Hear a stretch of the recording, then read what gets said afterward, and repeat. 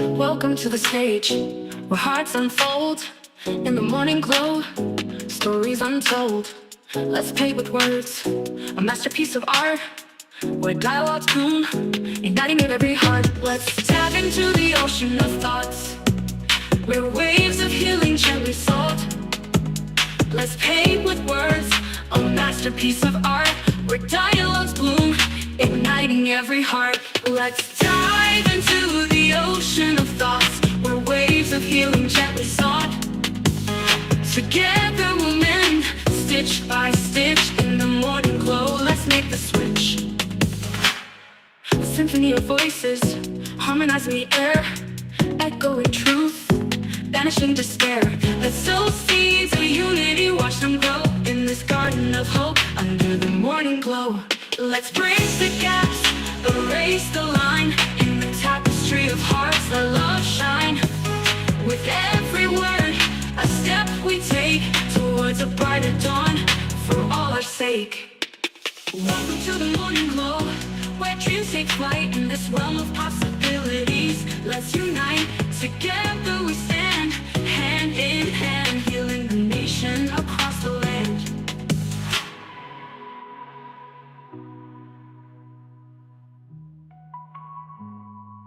Let's dive into the ocean of thoughts where waves of healing gently sought. Together we'll mend, stitch by stitch, in the morning glow. Let's make the switch. Let's dive into the ocean of thoughts where waves of healing gently sought. Together we'll mend, stitch by stitch, in the morning glow. Let's make the switch. Let's symphony of voices, harmonizing the air, echoing true. Well, good morning, good morning, good morning, good morning, good morning, good morning, and good morning, everybody. Good morning, everybody. Welcome to another episode of The Morning Glow. Welcome to another episode of The Morning Glow. Got a great broadcast lineup for you this morning, as I hope and I pray that we always do.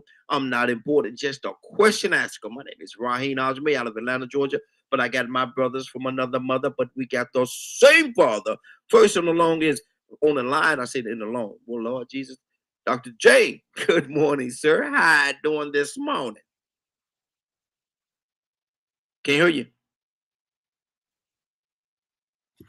I'm sorry. Good morning, my brother. How you doing? Hey, And good doing morning to everybody else that's listening. good deal. I'm high and a happy elephant and elated and porcupine proud to be here on this Monday morning. And I want to say before we get started, man, I want to thank everybody that participated in the prayer breakthrough over the weekend, over Friday night. We said we was gonna do it from 9 until 12.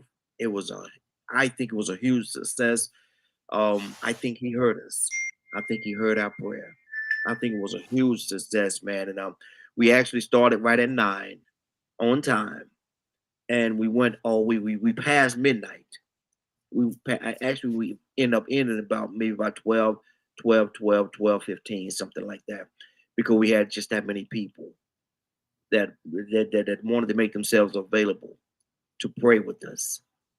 And so I want to take this opportunity right now and thank everybody that did that. So thank you very much. Thank you. Definitely appreciate it. Badger, good morning, sir. How you doing this morning? Another beautiful day we get to share together. How was that prayer breakthrough for you, Badger? And Badger prayed with us, y'all. Badger came through and Badger prayed. Yes, he did. I don't know what you're talking about.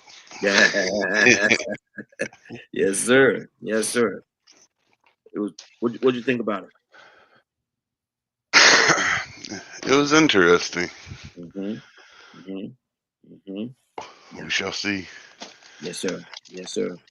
See how everything moves forward, right? How everything moves forward. Dr. J, I didn't ask you on air, brother. What'd you think about it? I think it was pretty good. Mm-hmm. Um, I think it was pretty good. Mm-hmm. For it being the first time. Mm-hmm. Um, I think it was Mm-hmm. pretty good. Good deal. Good deal. Yeah, man. I definitely enjoyed it, man. And like I said, we had a lot of people came together, man, and from all over. People from all over was calling in and praying with us, and so That's the unity of all people coming together, man. It was very interesting. I definitely enjoyed it. But I'm gonna jump to one of my topics today. Good morning, James. How you doing, sir? I see you over there, James. Good morning. How you doing, James? Man, James always support us, man. I want to take the opportunity to thank Mr. James Bird. Mr. James Bird. Good morning, sir. Jay, I want to ask you a question, brother. As men, and we might break it down a little more later on in the conversation. But as men, do we always understand the strength of a woman and how strong women are? I don't think so. Mhm. I think because we've always been told that the woman is the weaker vessel, Mhm. you know, and it's word. But weak don't always mean lack of strength. Mhm. I would say it like this: where would you be without the woman that's behind you? Ooh, Lord Jesus. You know, Mhm.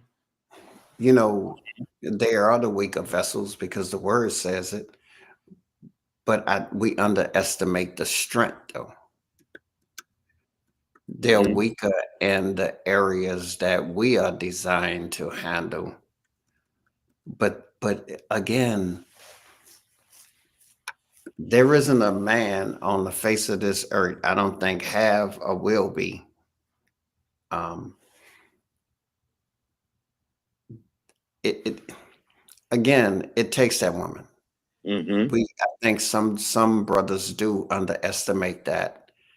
Um, I've learned to appreciate that, and you know what I had to do right here one time. My daughter and I was having a conversation, and I had got upset about it because I didn't like the way she responded to me. And the Lord said, "She's not a girl. Mhm. Yeah. Yeah. Yep. She's Yep. your daughter. She's not a girl. She's a woman." Mhm. And it was at that moment I realized that she has a lot, even as a young lady, she has so much wisdom. And it had been shown the 8 years we lived together, the wisdom she had, where I wasn't able to do different things. And she knew. And even this, Raheem, she was my strength when I was weak. I remember Yes. going through something and telling her, "Look, you got to do this and this because this is happening to me, and I don't want you around this." And she was my backbone. She was like, "Look, Mhm. I'm not going anywhere." Mhm. She made me feel like I could do anything, Mhm. Yes. Yes. and that That don't that just come from a daughter. That's a woman. Period. yeah. I'm Yeah. sorry, man. I start getting excited when you start talking about our sisters. Yeah. And see, and we should. And we should because like I said, a lot of times, man, when we're at our weakest point, they could come in and say something, do something, or something, and just make us feel like we could jump up and fly through that brick wall that's before us, man. Mhm. We could just fly right through it, man. Tear it down, destroy it, just like that. There's this song by Eric Robinson. He says, "A man loves a woman Mm-hmm. based on how she make him feel. Mm-hmm. She can make him feel like he's king of the world." Mm-hmm. And Mm-hmm. you know, sometimes it's just a simple rub on the head. It's Yeah. just a simple, "It's gonna be all right." Mm-hmm. You know? Exactly. So yes, Exactly. I think a lot of times brothers do underestimate that. Mm-hmm. I'm gonna go somewhere with this conversation as well, but let me go to Badger. Badger, do we as men, not personalize it, but as men as a whole, do we understand the strength of women? We're not taught to. Mm-hmm. We're taught most men are taught that they're superior, Mm-hmm. and it gets lost in translation because of that. you Mm-hmm. know, Dr. J just said a mouthful. You know, women can easily make us feel like kings, or go in the polar opposite direction. Mm-hmm. Time and time again with many men's words, you know, you don't want to upset grandma. You can't mess with my daughter, you know. Oh, I don't upset the wife. Looks like I'm in the doghouse. Mm-hmm. So many examples of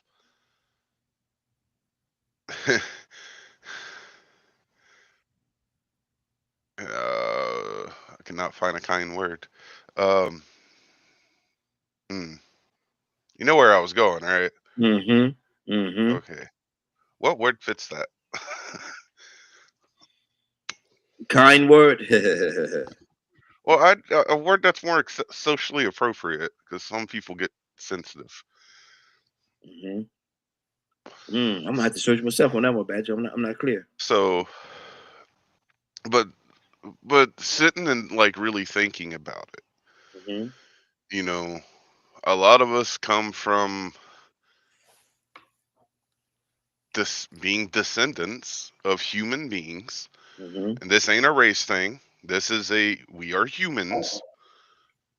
We are descendants from humans that Mm-hmm. have been treated in all kinds of different ways by those in charge, Mm-hmm. be it through, any of the isms, classism, racism, so on and so on, and they don't want us to have a relationship with God, Mm-hmm. you know, and all kinds of stuff. So it does, it used to upset me and anger me. So I asked God to, show me why.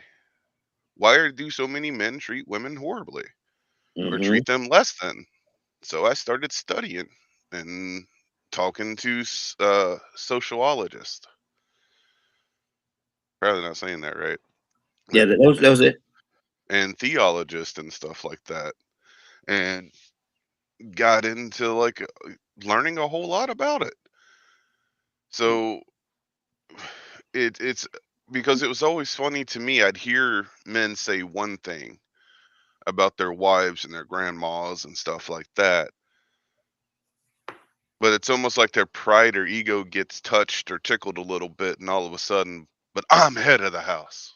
Mm-hmm. And I'm going, but that's not what?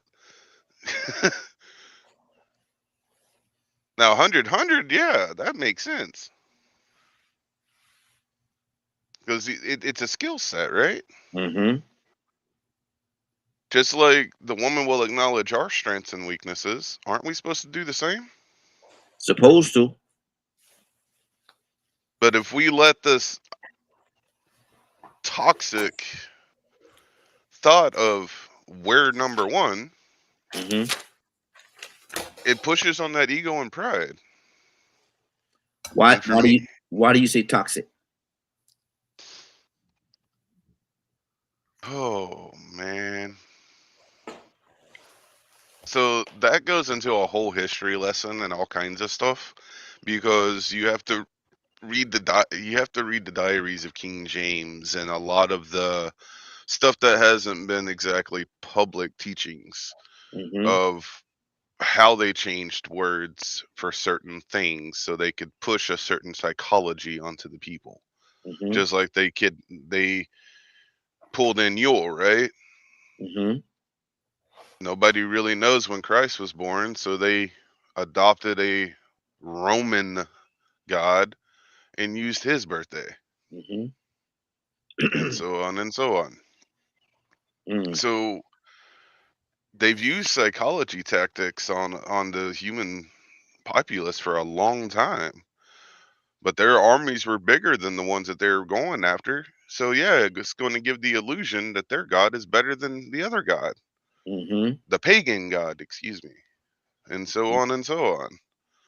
Psychological warfare is one of the most under mm, misunderstood tactics out there, Mm-hmm. Mm-hmm. because people don't want to accept the fact that they've been manipulated or Mm-hmm. illusioned, because therefore you have to accept that you're wrong, and people don't want to do that.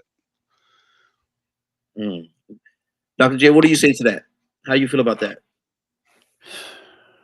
I it was too deep for me, to be honest with you. Um, Mm-hmm. and mainly because I'm thinking.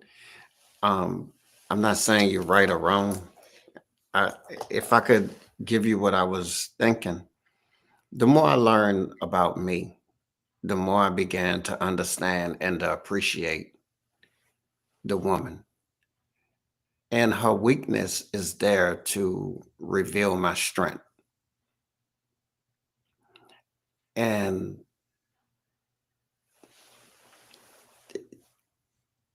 it's it's it's learning about me that makes me, as you get older, I never understood when they would say, as you get older, your desires change. And I had a cousin who was up in age who said, at a certain point in life, when you marry, you don't marry for love.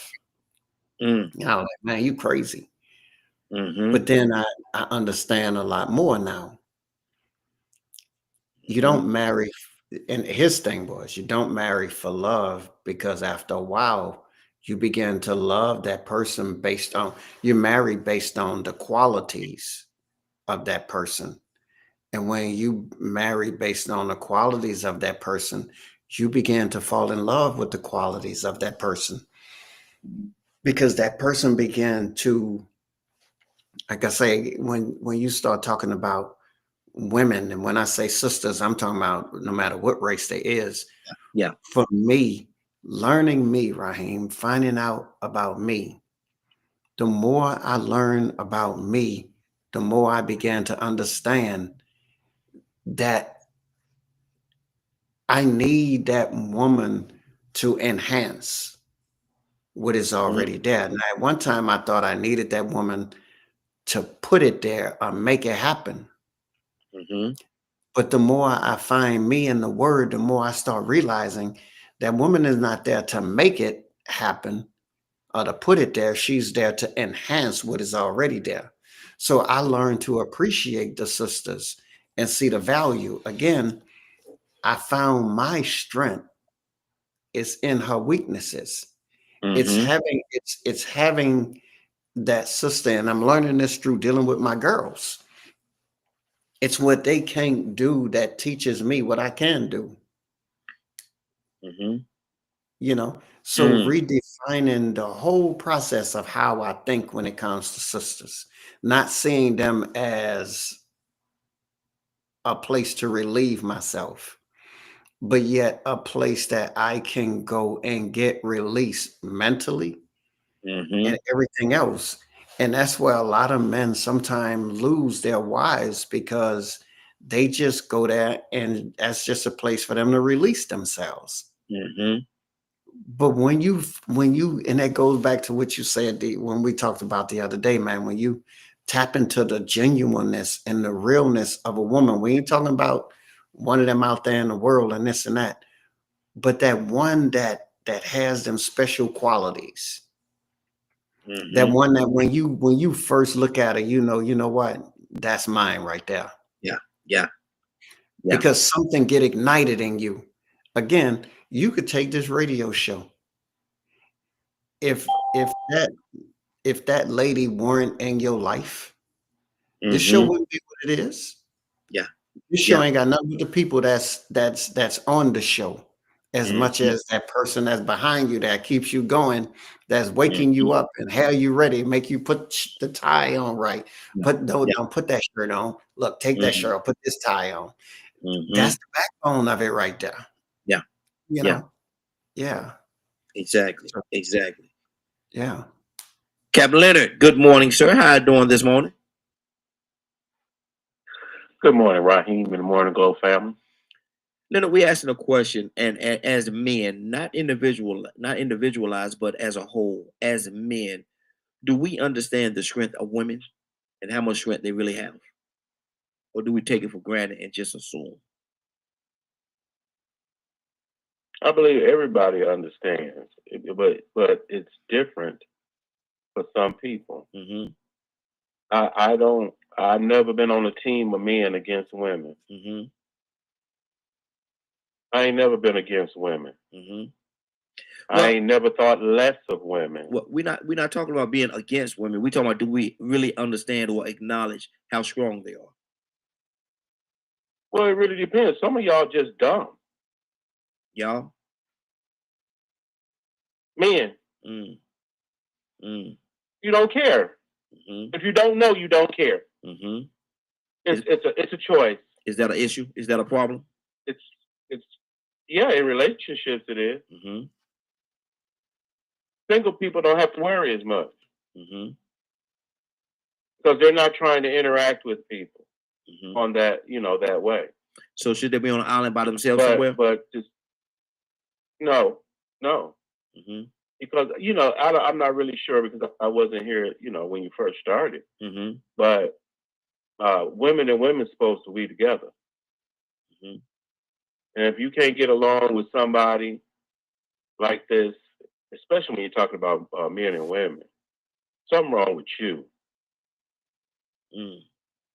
If you can't get along, it ain't just with women. You probably can't get along with men and nobody else. You just ain't a decent person and you're not compatible.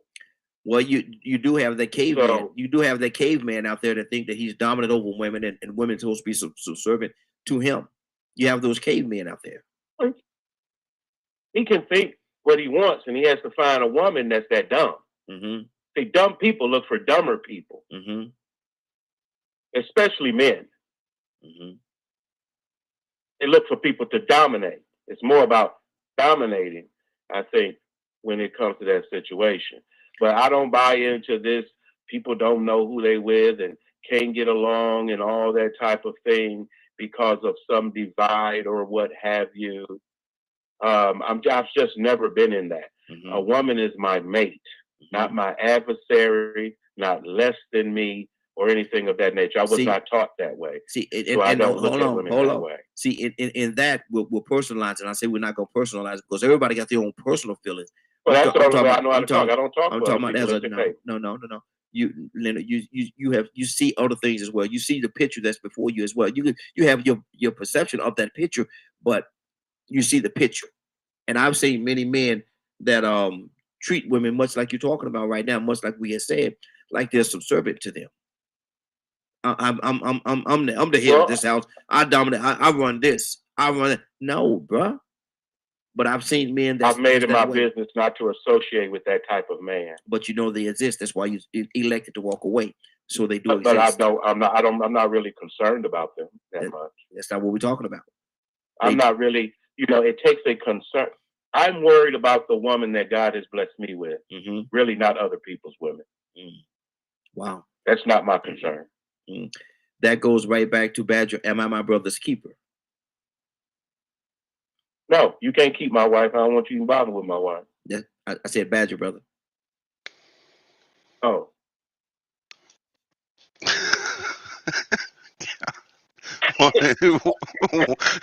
What a morning. It's like they waited the whole weekend for this, right? Right? Sheesh. Hey, you over here just laughing? Hey, me and Leonard. Trying to stay focused. You should have seen we was in the studio together, man. Me and Leonard, man, we go back and forth like that almost every other day or every day, and then we'll go have breakfast. Man, you hungry, man? Yeah, come on, let's go get some breakfast. He said he can't hang out with me because I talk to everybody, but outside of that, we have good times. So the brother's keeper, right? Yeah. Are you your brother's keeper, Badger? I do my best. Mm-hmm. And it also depends on how you perceive it. Mm-hmm. I know a lot of what Leonard's work is. Mm-hmm. And he does what he's called to. And he helps those that are ready to help themselves. As far as I go. Yeah. I know what you're asking. Yeah, okay. And I'm getting there because for each one of us, we help folks based on the path we're on. Mm-hmm. There are folks I help that I don't even think you would. Mm-hmm. Wow. And there's probably folks that you help that I probably wouldn't. Mm-hmm. So, and that's not a bad thing. That's not a bad thing on you, and that's not a bad thing on me. Mm-hmm. We walk different roads. Mm-hmm. You know, I deal with a lot of the gaming world. I deal with a lot of younger folks. I do a lot in the disability world. Um, and then there's the Native American side of things too, for me. Mm-hmm. You know, I don't think you wouldn't mess with the native world, would you? Of course. So, My what was not known, my grandmother out of North Carolina was she had a lot of energy in her. it's because you have to learn a lot about culture, you have to learn a Mm-hmm. lot about the words, the Mm-hmm. vocabulary, and all types of things like that. Mm-hmm. Um, and there's so much with that. So most of us on this show practice being our brother's keeper and our sister's keepers. Watch this. Leonard, are you your brother's keeper? I don't care for that as it relates to people acting as if it's my responsibility. No, Mm-hmm. I believe in individual freedom. Okay. Dr. J, are you your brother's keeper? I'm not finished, Badge. We're coming back. I am, but only to those who want to be kept. Mm-hmm. If How, they don't, how do you identify? it's like, for one, if I don't see a change, if I don't hear a change, I mean, we there should be some sort of change to show that you wanna. What I had to learn, the hardest thing I had to learn is not everybody want change. Mm-hmm. Some people like to be in the company of change without accepting it because it makes a good conversation. Mm-hmm. But for me, if I don't see a change, then I vacate the premises. I mean, it don't make sense to stick around. I can't force what I believe on the next person. And I think Badger had asked you something. For me, I'm very rounded. Um, I got all kind of friends from Mm-hmm. all different races, religions, and everything and so when I say I'm my brother's keeper, yes, because there are so many different brothers that I deal with on so many different levels. And then there are some that just they don't want change. I don't throw them away. I just don't spend time having serious conversations with them. Mm-hmm. Mm-hmm. You know, they get frustrated. And Leonard said something important. Some people look for dumber people to talk. Dumb people look for dumber people. Mm-hmm. You know, and sometimes dumb people are, and that's not a nice thing to say, but sometimes dumb people are good people to talk to. Mm. My dad used to tell me something. My dad was the coolest person, man. And like I say, he was my hero. He used to say, "Son, um, the smarter you get, the dumber I get." And I thought that was a compliment. Mm-hmm. I thought that was a compliment, but he was basically saying, until you get to the place to let somebody teach you, you're gonna always be stuck. Mm-hmm. And even being your father, I can't help you because you got it all figured out. Mm-hmm. Mm-hmm. Yeah. Wow. 508-924-3521. 508-924-3521. We're talking right now about, do we as men, and I'm asking women when they come on as well, but do we understand the strength, the power that women have? Talk to me, Badger. I mean, I've said it before. You Mm-hmm. know, I mean, I know it still happens in some areas, but a lot of times, at least when I was young, who ran the neighborhood? Mm-hmm. It was grandmas. You didn't want to upset the grandmas because if they got a hold of your parents, boy howdy, you know. And it's, to me, it's that importance of learning that we each have a role. hmm But to accomplish that, it's Dr. J said it, right? You have to be willing to learn. hmm And part of learning is also accepting that you could be wrong. hmm And I think that's one of the most difficult things for people to do, is to acknowledge that they could be wrong. hmm hmm And it takes a lot, but it takes a little all at the same time to put that forward to learn something new. hmm So it's a double-edged sword, right?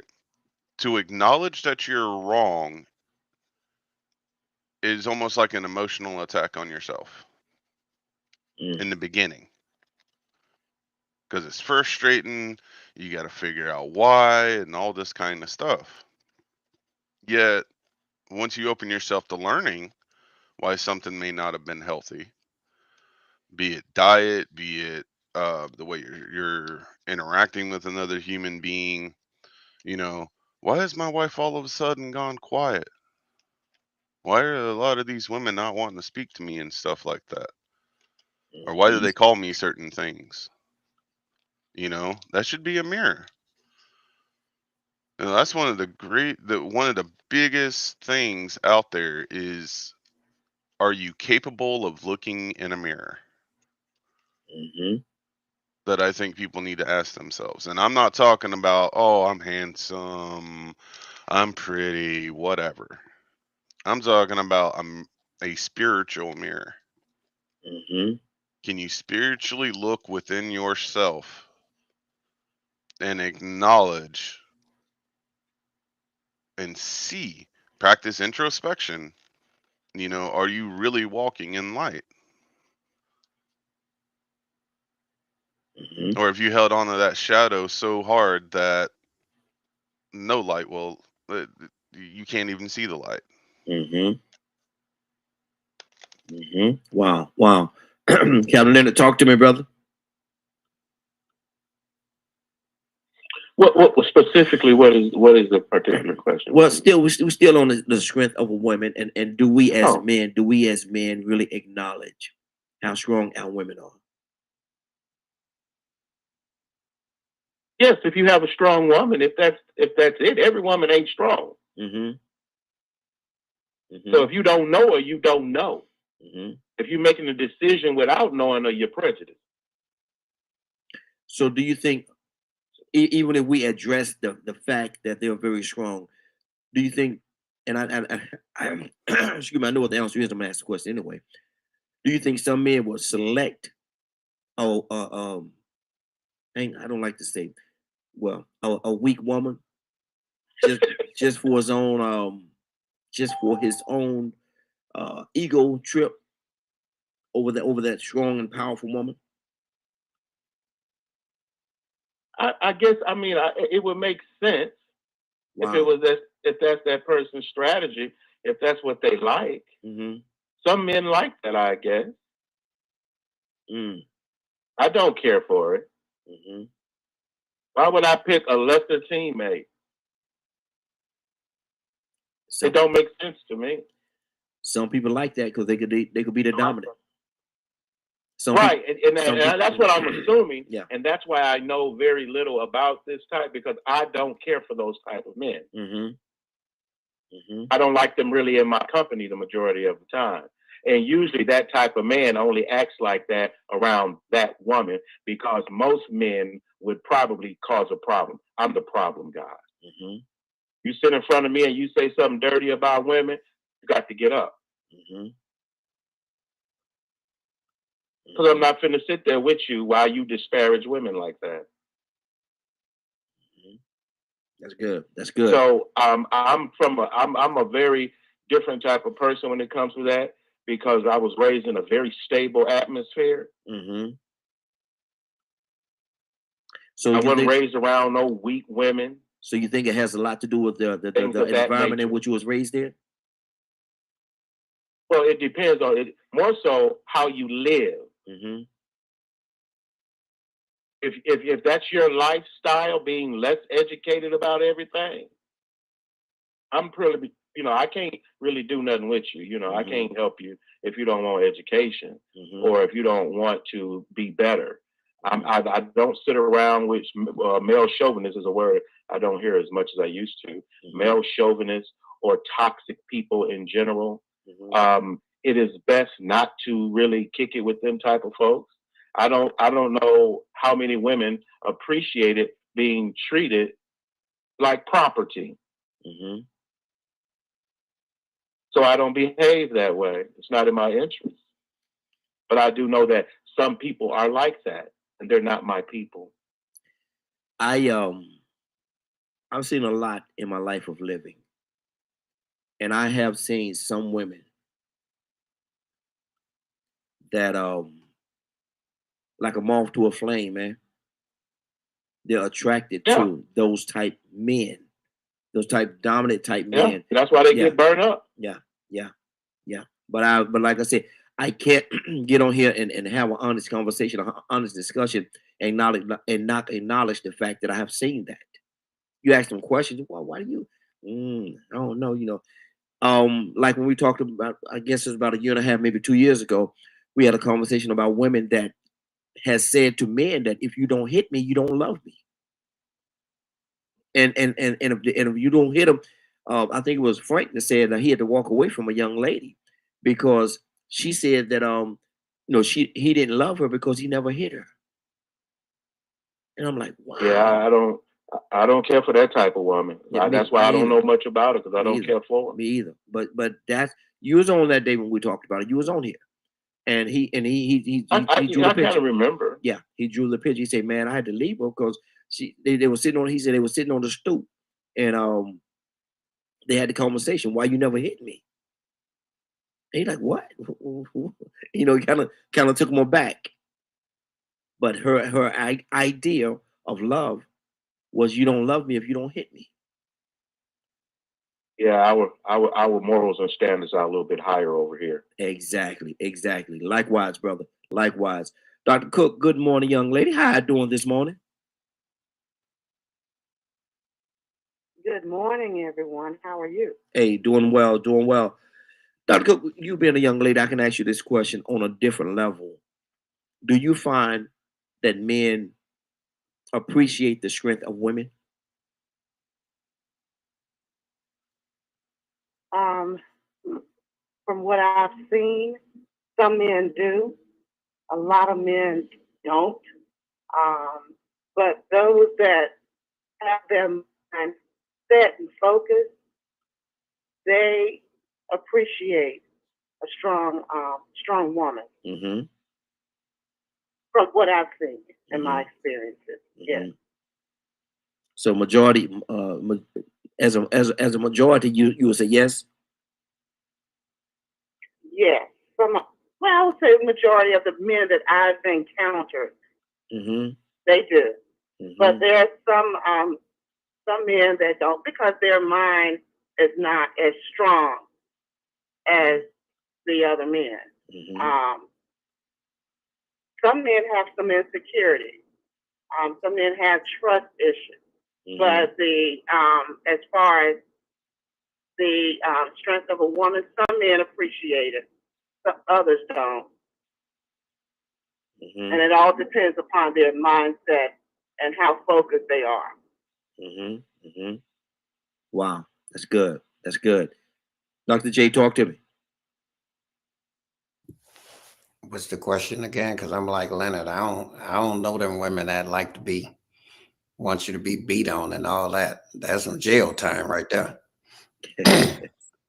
But my thing is, like I said, and Frank brought this to the conversation a while back, and he was saying that he was dealing with this young lady, and she said, why have you never hit me? Why haven't you ever hit me?" He said, she said, if you don't hit me, you don't love me. You can't love me if you don't hit me. And I'm like, man, what? I said, what are you talking about?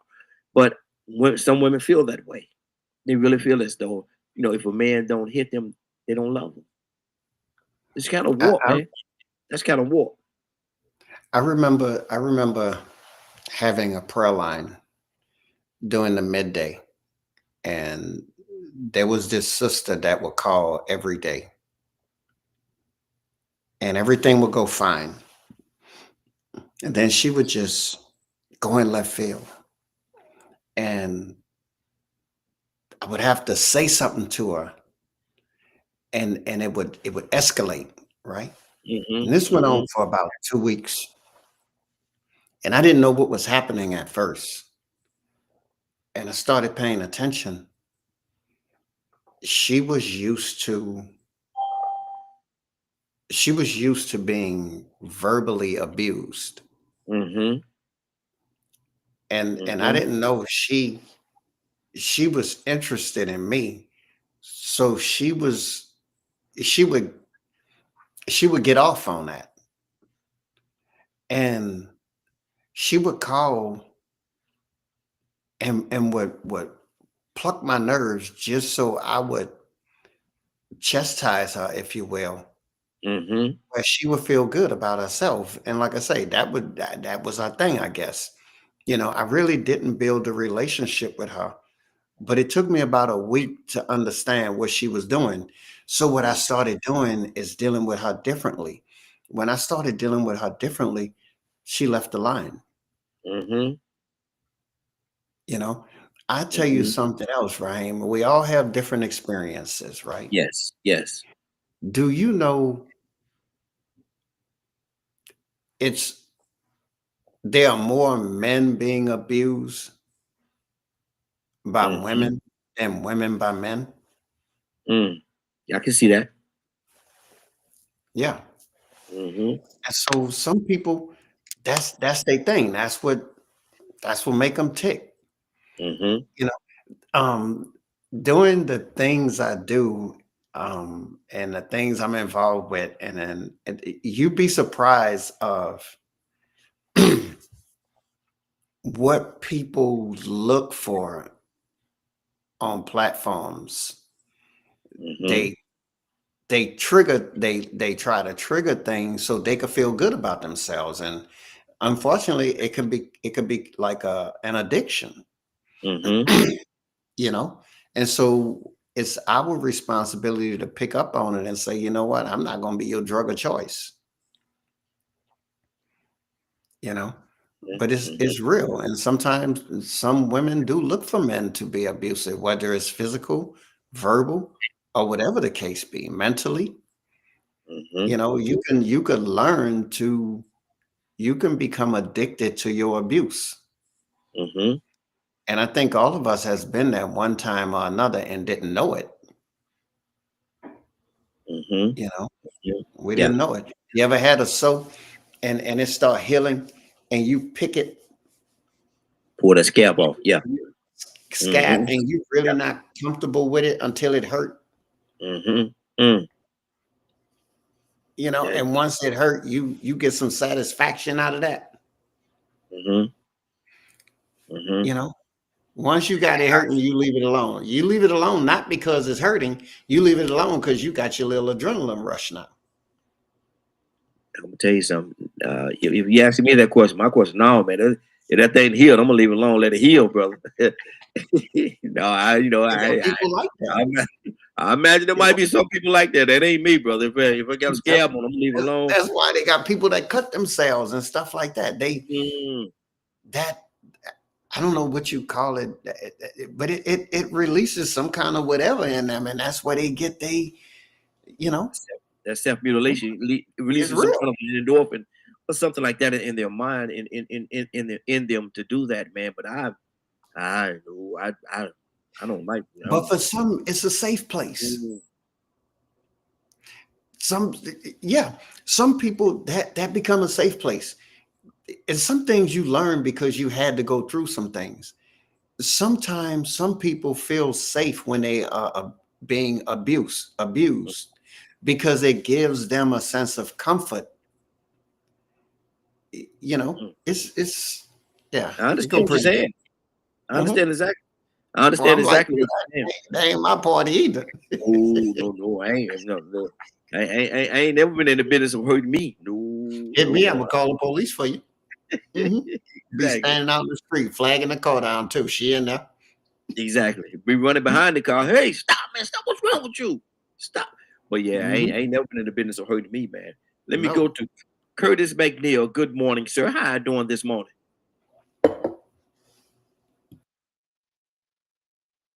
Curtis, you there? Yeah, hey, what's going on right here? Good. Glow family, how y'all? Hey, doing well, doing well.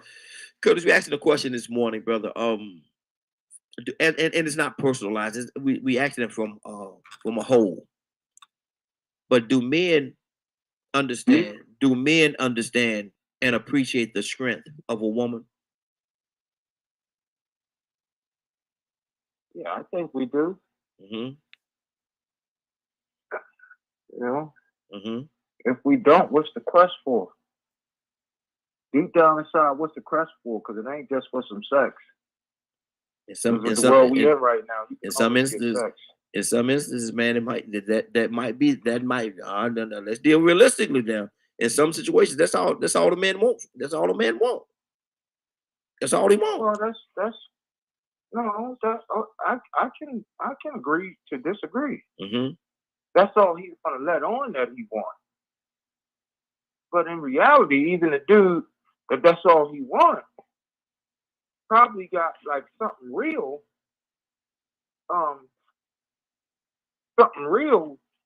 setting somewhere else. That ain't just all he wants. That might be all he wants from the shorty that's gonna make it easy for him to get it. Mm-hmm. But I mean, if you really evaluate what's going on, like it's the complete opposite. But I mean, it's safe to err on the side of, oh, that's all they want. No, I'm not going to err over there. So that to me, that marginalizes the whole idea of being a man. But Curtis, you know, if you're a real man, you want a woman. Curtis, I love your heart, brother. I love your heart. You my brother, and I love you. But at the end of the day, Curtis, you know, I could agree with a piece of what you're saying, but I know there's a lot of guys out there, man. That's all they want, man. That's why they go about and you want to look at the good side, and that's good. There's nothing wrong with that. There's nothing wrong with that at all. But I know some cats, man. That's all they want, man. They go out there and that's the only thing they want. They drop babies and all kind of things and they women and walk away. That's all they wanted from them, man. Okay, but that once again, Raheem, that is a very minute proportion of our population, brother. That is a very minute proportion of our population. Wow. That's not what all men want. No, I never said that. No. I never said all men. I said there's. Mm-hmm. So what was your question again? No, so I can make sure I understood what you asked me. No, I say, do we understand the strength of a woman? And you start talking about, you know, the sexual thing. You know, that's a whole different element of what we was talking about. But we initially talk about do men understand the strength of a woman? And a lot of times, huh? Okay. So do we understand the strength of a woman? We absolutely do. Why do you think we always trying to get it? But see, why do you think we always going after it? Curtis, because wow, Curtis, come on, brother. Because a lot of times, man, this is silly. A lot of times, man, there's men out there, Curtis. And when you say we, you know, I can agree with that. You and I, we, us, you and I. But every man is not like you and I. There's some men out there they like predators, man. They just out there to get it. They're out there to get it and get it from as many as they can, man. That's all they want. And if we sit here and say that there's not that element, and you say it's very minute, I don't know if it's very minute, brother. I don't know. But for us to sit here and say that there's not men out there that's like that, and looking at the situation, looking at the amount of households that has single mothers in the households, how did they become single mothers? Because somebody came, laid down with them, impregnated them, and went on about their business. Now, there's other elements that could play into that, but you know, you cannot tell me that there's not men out there that just want to go out there and conquer as many as they can. My uncles told me when I was growing up, man, which was the worst advice in the world. Even a poor rat got more than one hole to go into. That was the worst advice in the world anybody could have given me at that age. That's not what I'm saying right here. Mm-hmm. That is not what I'm saying. What you saying, brother? I'm saying, okay, according to the latest stats, especially for our community, I ain't gonna speak for their community. I'm not gonna speak for our Caucasian American brothers, but I'm gonna speak for us. Mm-hmm. According to the latest stats, man, 84%, 84.6% of Black men are in the house with their baby mamas and their children. Mm-hmm. The percentage of them being married is even higher, if not balanced out at the same percentage. I get it though. I'm not saying that there's not a percentage of Black men that ain't out there trying to knock down everything they can get their hands on. Mm-hmm. I'd be naive to say that. Absolutely. What I'm saying is, if we're going to speak on that, please add to the effect that that is a marginalized group. They are a minority. Because here's what happens. When people hear us say that, there are a large percentage of folks that will take that like, oh, that's all Black men, or that's all men. Mm-hmm. And that's not right. Mm-hmm.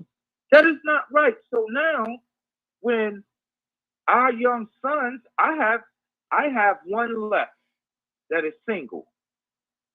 So what happens is I have a young stud that is brilliant, smart student, phenomenal person, heart of gold. So now what happens if some young girl or some young lady done gravitated to that frame of thought that all they want is a piece of terror, and now she meet my son. Mm-hmm. How is she gonna treat my son? Mm-hmm. Curtis, knowing that he ain't that type. Mm-hmm. We got to keep it moving, Curtis. But I understand what you're saying. I understand what you're saying, and what you're saying. I'm not gonna say that it does not make sense. I understand what you're saying, but at the same time, I'm the guy that deal with both sides of the coin, and dealing with both sides of the coin, I know there's another element out there as well. Do I want to push that element, or do I want to push that narrative? Absolutely not. But at the same time, I can be honest. I cannot be honest as a host of this broadcast and not acknowledge all that's there. I can't do that. I have to be honest. And in my honesty, I know that there's another element out there as well. Rico, good morning, sir. How you doing this morning? Man, I can't complain. I'm just happy to see another beautiful day, man. How y'all doing? Hey, doing good, doing good. Rico, asking a question as a whole, not personalized, but as a whole. Do we as men understand or acknowledge the strength of women? Or do we just take it for granted? I think in this day and time, since we're not in a chauvinistic society anymore, we're more intelligent. I think we understand the strength of women in certain aspects. Mm-hmm. Like, we know that they can't be as physically strong as a man, mm-hmm. or as physically fast as a man, but we celebrate physically strong or fast women. Now, if you want to talk about the power of influence, man, they the whole reason behind our movements. Thank you. You know, we might dress a certain way. You know, our whole motivation is to be able to procreate or reproduce. And if you're a heterosexual male, a lot of your decisions in life is going to be based on being able to succeed in that goal.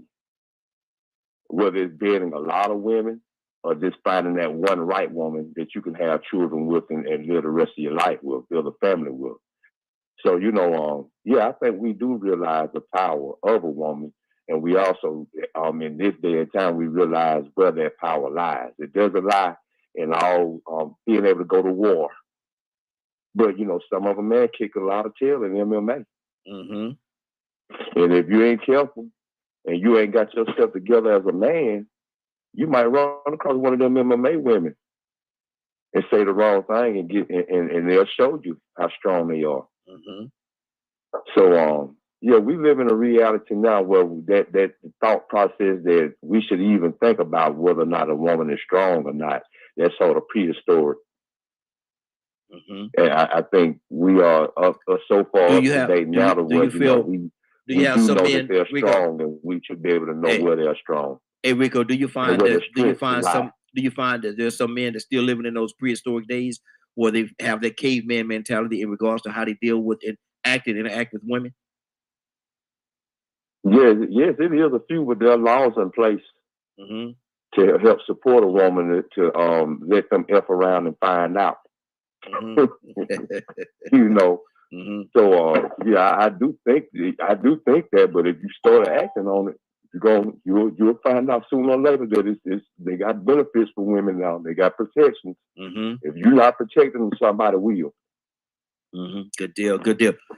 And see, that's the thing. And like I said, I would not be honest if I didn't deal with the whole of the conversation, both sides of the coin, because I know that there's some men out there. The only thing they want is to conquer. And when we talk about conquering, is laying her down and getting what they want and walking away and then going to the next one. There's an element out there, man, that's all they're looking for. It's Okay, sad. so now when you said in those terms, I thought you was talking about as far as like physically abusing a woman, or Mm-hmm. because you got men that like to really beat on their women, Yeah. Mm-hmm. control them. I mean, in the most extreme way. Mm-hmm. But yeah, as far as just being womanizers, I don't even think that's chauvinistic. Mm-hmm. Because what do you call a woman that sleeps around with a lot of men and conquers men? Mm-hmm. Mm-hmm. So you do acknowledge the fact that there's a lot of men. There's an element of men out there that's just trying to conquer. It's both sides. Mm-hmm. Both sides. We live in a society right now where people just want to be they just want to experience sex recreationally with whoever they get the urge to do it with. That's the land we live in now. That's being encouraged to endure in temptation because you only live once. Watch this, y'all. Watch this. So, Rico, you saying to me that these women out here in this day and time are just that promiscuous? Oh yeah, I mean, like I said, this is not prehistoric times. We don't have women walking around with scarlet A's on their chest anymore. Mm-hmm. Wow. Okay. Is a couple of other questions I can ask on this, but I got to go to Annie from Mississippi. Annie from Mississippi. Good morning, young lady. How you doing this morning? Good morning. Great morning. Good morning to everybody. Annie, I could ask you this question from a totally different perspective because you've been a young lady. You could actually speak from the life experiences that you have had as a woman and the sisters that's around you. But do you think men as a whole respect the strength of women and all that you all bring to the table? I don't. I don't think. Well, no. I don't think the man in today's time respect, the women, respect us at all, and all that we have to bring at all. Now, let me say this right here. Not all women have anything to bring to the table. Mm-hmm. Some women don't have nothing at all to bring to the table. We're in times where women just want their nails done or some hair, some extensions, or whatever, something for the moment. Mm-hmm. I don't think women in today's time think long term. I think they just want what they want. But a real woman that has her depending on business, to know how to do what she got to do, and is getting somewhere in life. I don't think men really respect that. I don't think. Well, first of all, many of them can't even handle a woman like that. Wow. Many men cannot handle a woman that's standing on business, that's 10 toes down, that is a mover and a shaker. They can't handle a woman that don't ask for money all the time. They can't handle that type of woman. They can't handle a woman that go out to dinner and woman pays for it and say, I got you. They can't handle that woman right now. Because they're used to the women on the other side right here. They're used to those that, take me out and I'll pay. Take me out and whatever it is, I'll pay for it. That's the kind of men that these women are using. Wow. So, you know, that's where we are, you know, in today's time. A man cannot handle a woman that has her head on straight. And 9 times out of 10, that she probably scared the hell out of probably scared the hell out of men. Out of those type men. She probably scared the hell out of them because they ain't used to that. Wow. Wow. What do you say to the young lady that would say to a man that if you don't hit me, you don't love me? I say she needs mental health. I think she needs counseling. Nothing about beating you says love. It says that you're broken. It says that, you know, there's something wrong with you mentally. You want a man that beat on you to prove that he loves you. That ain't no love. That's crazy. That shows where you are mentally. A man can knock you upside your head all day long and still not care for you. I have an auntie that was dating a married man. The married man lived across the street from her. Good Lord. So the wife knew when he was next door at her house because both of them was afraid of him. Both of them were scared of him. He would beat one and he would beat the other. But at the end of the day, he didn't love neither one of them. He would come to my auntie's house in the broad open daytime. He would come there and park his car and stay there. And the wife knew not to come there, looking for him. She knew not to. But he beat my auntie all the time. He beat his wife all the time. And neither one of them, I don't think he loved neither one of them. I really don't. So a man beating on you don't prove nothing. And it's really weird for a woman to even think that. Yeah. It's strange for a woman to even believe that that's love. That's not love. Love is not giving you a black eye. Exactly. 508-924-3521. 508-924-3521. You're listening to DK Media Group and Associates, and this is The Morning Glow. We're here every day, Monday through Friday, from 7 until 10 a.m. Eastern Standard Time. So make sure you continue to like the broadcast, share it, subscribe, do all the fancy stuff. But make sure you share it with your friends, share it with your enemies, share it with everybody that you know. Tell them they need to listen. Let's keep this thing going. Toussaint, good morning, sir. How you doing this morning? I'm doing all right. Yeah, we got a topic this morning, brother. Do you think men appreciate the strength of a woman and all that she brings to the table?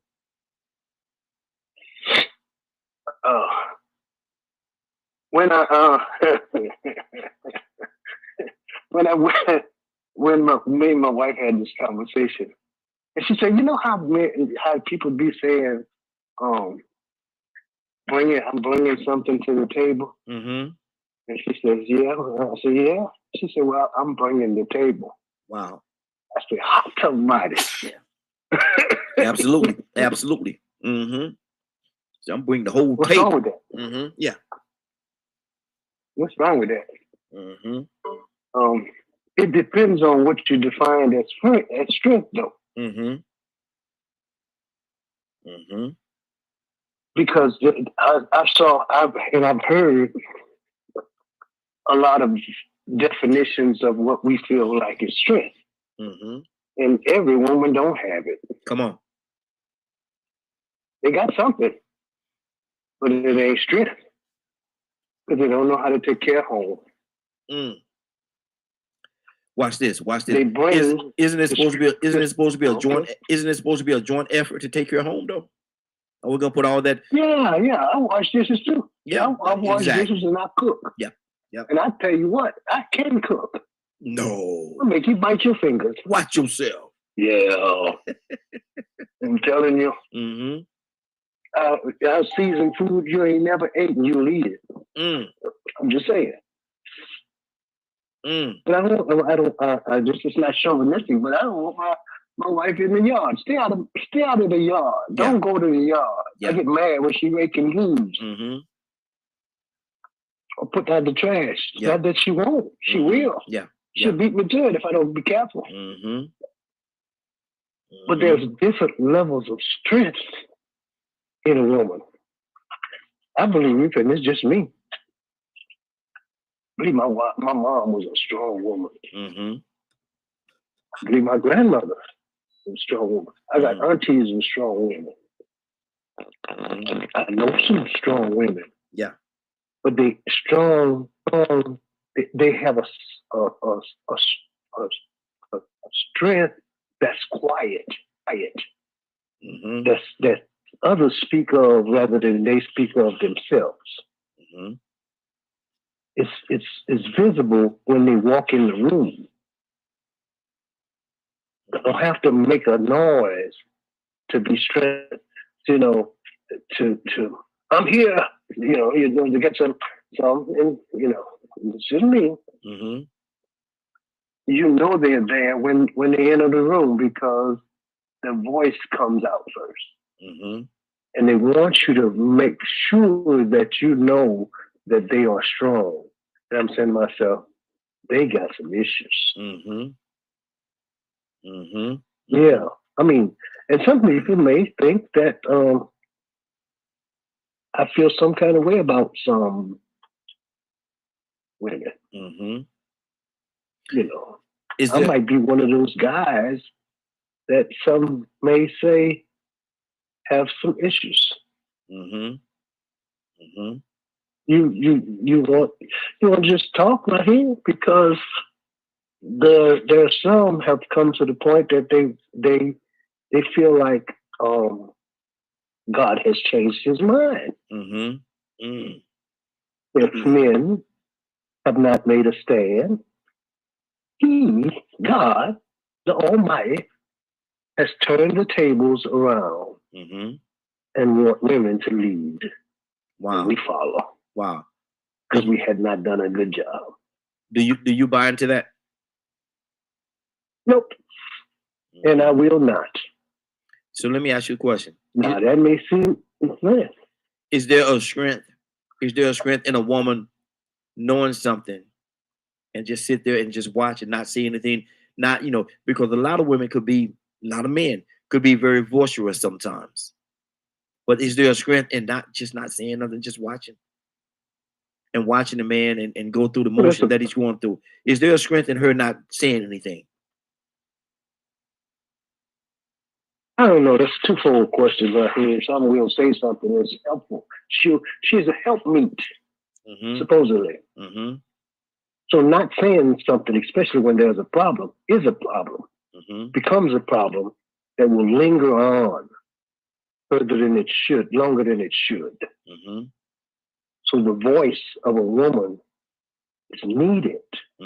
Because let me tell you something about us. We'll go to the store and just get stuff. Just because we got some money in our pocket, we go buy stuff. Yeah. For real. Yeah. Just because you can. We think we got extra money. So you need that voice, that structure of a woman that's in a woman. That's the strength of a woman. To come in and say, no, we don't need that. Wow, that's good. I'm not going to argue with you. You can go ahead if you want, but I'm telling you, we don't need that. Just as quiet as she possibly can. Yeah. But she speaks and she means what she says when she says something. And you won't listen. Exactly. Here's what she said. I ain't gonna tell you no more. I don't say it when I say it. I go sit down somewhere. Good deal. Good deal. Let's go sit down somewhere. Let's keep this in. Let me go to Dr. J. I'm gonna ask you a question. Dr. J, are you familiar with the periodic table? Not really. Okay. On the periodic table, Fe, the letters Fe means iron. Iron, or however people say it, iron. I'm country, I say iron. It means iron. Okay. And if you take that same Fe and you put it in front of a male, what do you have? A female. So to me, That's it. That the iron is strong, ain't it? It is. Strong male. And that's why I say, Badger like that. Look at Badger down there smiling. He's just smiling. He's just smiling. Yeah. so I got a question, and Mhm. I'm because I get on to learn. I think So Dr. J going to go against the grain with what I just asked him. But go ahead, ask your question, brother. I believe he's about to go against the grain. He ain't gonna address what I just asked him. But go ahead. because I like what Anna said. Mm-hmm. I have some female friends that are cool as I don't know what. They got their own money, they got their own businesses and all that. They're just not my wife. But and these are strong sisters, right?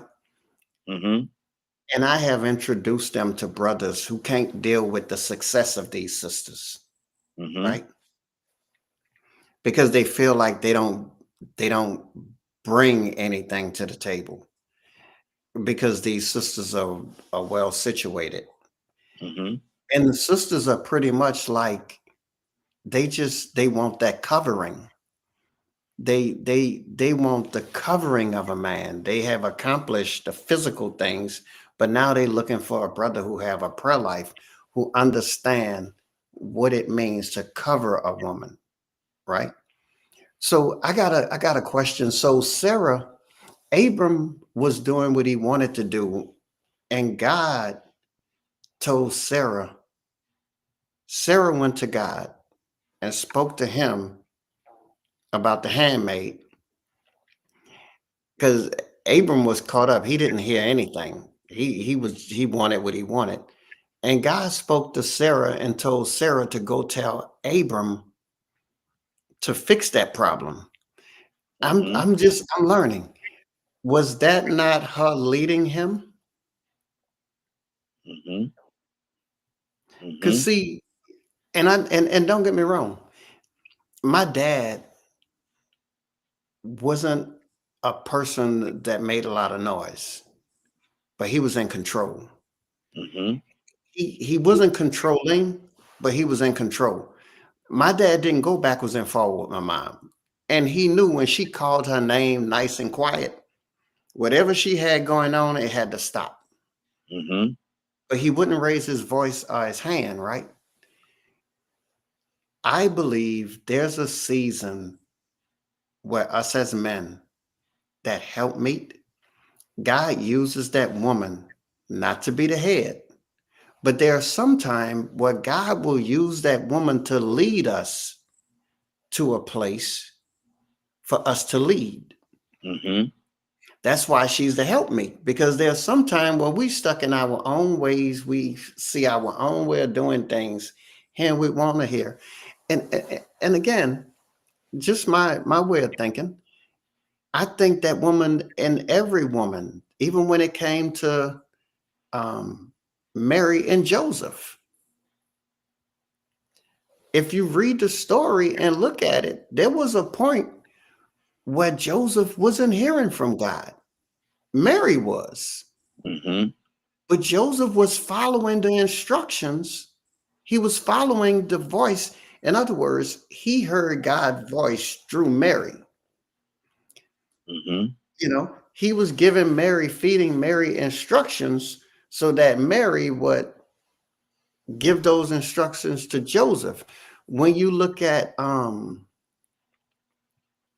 Elizabeth and what's his name, she began to minister to the husband and he began to follow. So you see how that leading thing can go? It don't mean they're in control. It just means for a season, you might be in a place where God is using her to use you for whatever reason. Don't mean you ain't in control or you're not leading. It's just through her advice when that woman say, you know what? No, we're not gonna get this car right now. We're gonna hold up Mm-hmm. on that. Yeah. We're gonna work on some things before we buy this car. Is that not leading? Mm-hmm. I'm just trying to get you to understand. It is. It is. Absolutely it is. Are we listening though? Yeah. Are we listening? And that's why I had to learn some things, man. Mm-hmm. That's why, the word say when I was a child, I spoke as a child, I acted as a child. That's why I learned to appreciate. Sometimes you don't miss something till you don't have something. And then when you grow up, you start being like, you know what? God leave you by yourself for so long, you know how to act later. Mm-hmm. You ain't speaking out of turn, Badger. You ain't this, that, the other. You get some sense. Mm-hmm. That's my take on it, man. Good deal. Now deal with the FE in front of female, in front of male. Okay, so we walking down the street. I put her in front of me, right? Mm-hmm. Now she's in front of me. I'm more sensitive than her because I'm the protector. Mm-hmm. I'm supposed to be most sensitive. She's my strength. Again, God gave her to me to staff my weakness. Mm-hmm. So in the areas I'm weak, she's strong, Mm-hmm. right? She builds my business. She builds my ministry. She builds my life. When I'm sick, she builds me up. That's the strength. That's Mm-hmm. that's the shield. Because she'll pray when I won't pray. So again, that weakness that I hope I explained that right. Mm-hmm. She goes before me. Mm-hmm. I become the sacrifice. Because as long as I keep her first, it's like any man that come to get your daughter. Mm-hmm. The best thing he can do is get in good with you. Yeah.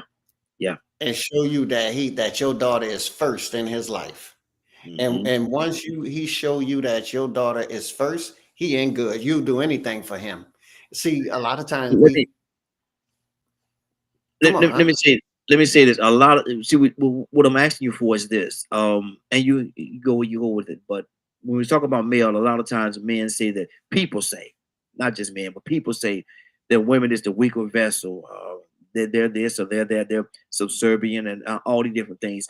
But if you look at the word female, you have a male, but then you have that FE, which means iron.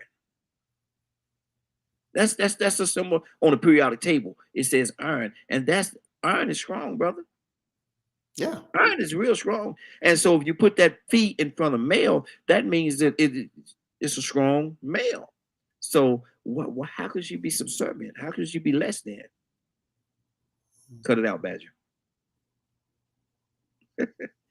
Talk to me. Just because she's weaker don't mean she's less.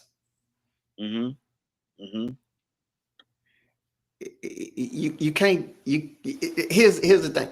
How could she come from me and be less? Mm-hmm. That's why I say I'm beginning to understand a woman more and more by learning about myself. If I make her less, then I become less. She come from me. Mm-hmm.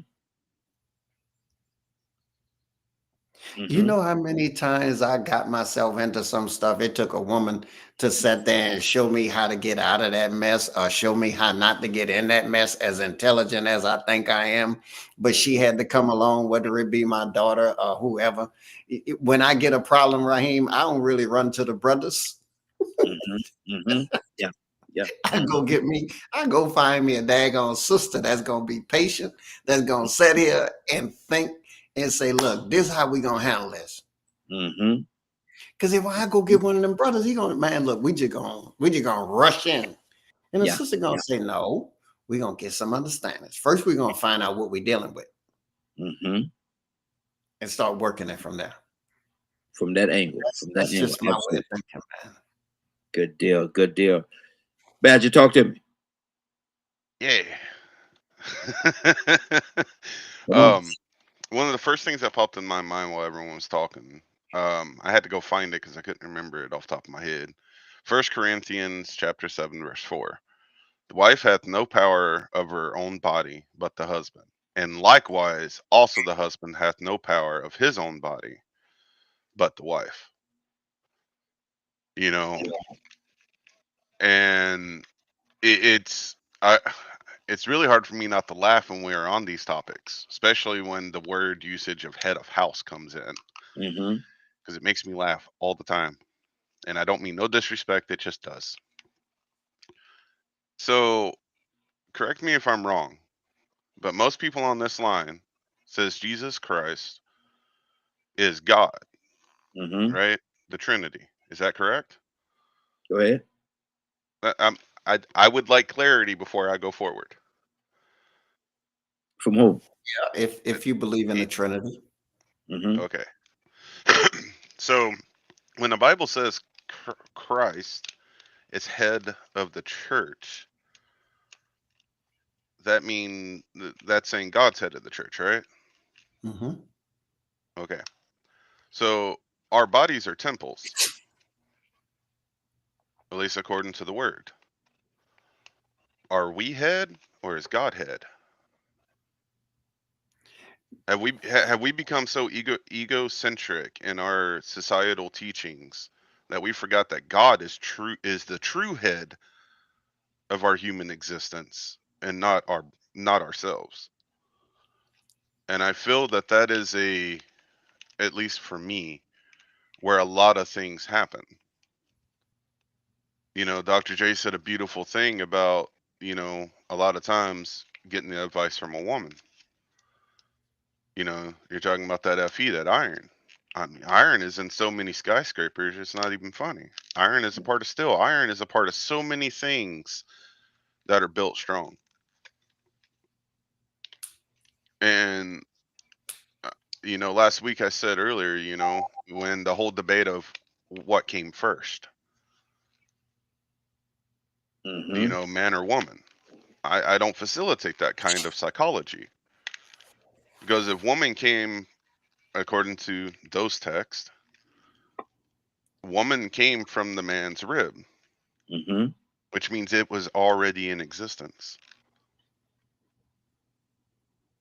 No. It already existed I because don't. it's a part of that body. I understand. I'm sharing mine. I'm not arguing with you. You believe what you want to believe. I believe what I want to believe. That's it. Okay. Well, I don't agree with that. You're more than welcome to. Mm-hmm. I'm just No, I don't. I don't. But go ahead. Make your point. awesome.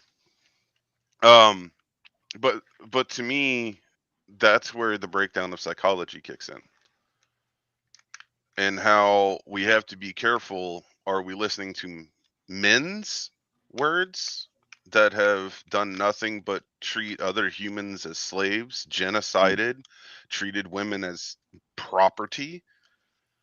Are we following their teachings, or are we actually putting God head of our households? Mm-hmm. And that's kind of how I approach a lot of these types of topics. And for me, psychology plays such a major role in this stuff because we have to make sure we're not listening to humans, we're listening to God. Mm-hmm. And I feel that to fit in society, a lot of times people find it easier to follow other humans than it is to actually follow God, because when you truly follow God, you start becoming an outcast in society. Okay. But that's a totally different conversation from what we're talking about. No, it goes one and the same, because and here's why. For me, I have to apologize to everyone on this line, Mm-hmm. because I have to remind myself sometimes that I come from a different culture, Mm-hmm. and dealing with this is not to be brought up as racist. I'm white skinned, so I'm around a lot of white folks. Mm-hmm. The way they treat their wives and the way I've seen black people treat their wives are very different, Mm-hmm. and it is not in a nice way. Mm-hmm. So a lot of my prejudice when it comes to this topic comes from how I've seen the majority of white people treat their women. And I have Mm-hmm. to remind myself that does not mean it is in every culture, just like it is in the native culture and things of that nature. So I want to make sure that's clear, that a lot of times when speaking on this, I mean, look at Trump. Look at how many white people supported what Trump did to a woman. That should say it all. Mm-hmm. And I'm fed up with how white folks treat women. Okay. Okay. Okay. That's your perspective. I don't have to always agree, but it is what it is. And one of the reasons why I say that I don't agree. Better yet, let me go to Annie from Mississippi. Yes. Do you agree that the woman was always here? Would and because he said let her lay down and take out the rib, if he took out the rib from Adam, I'm just was she already here?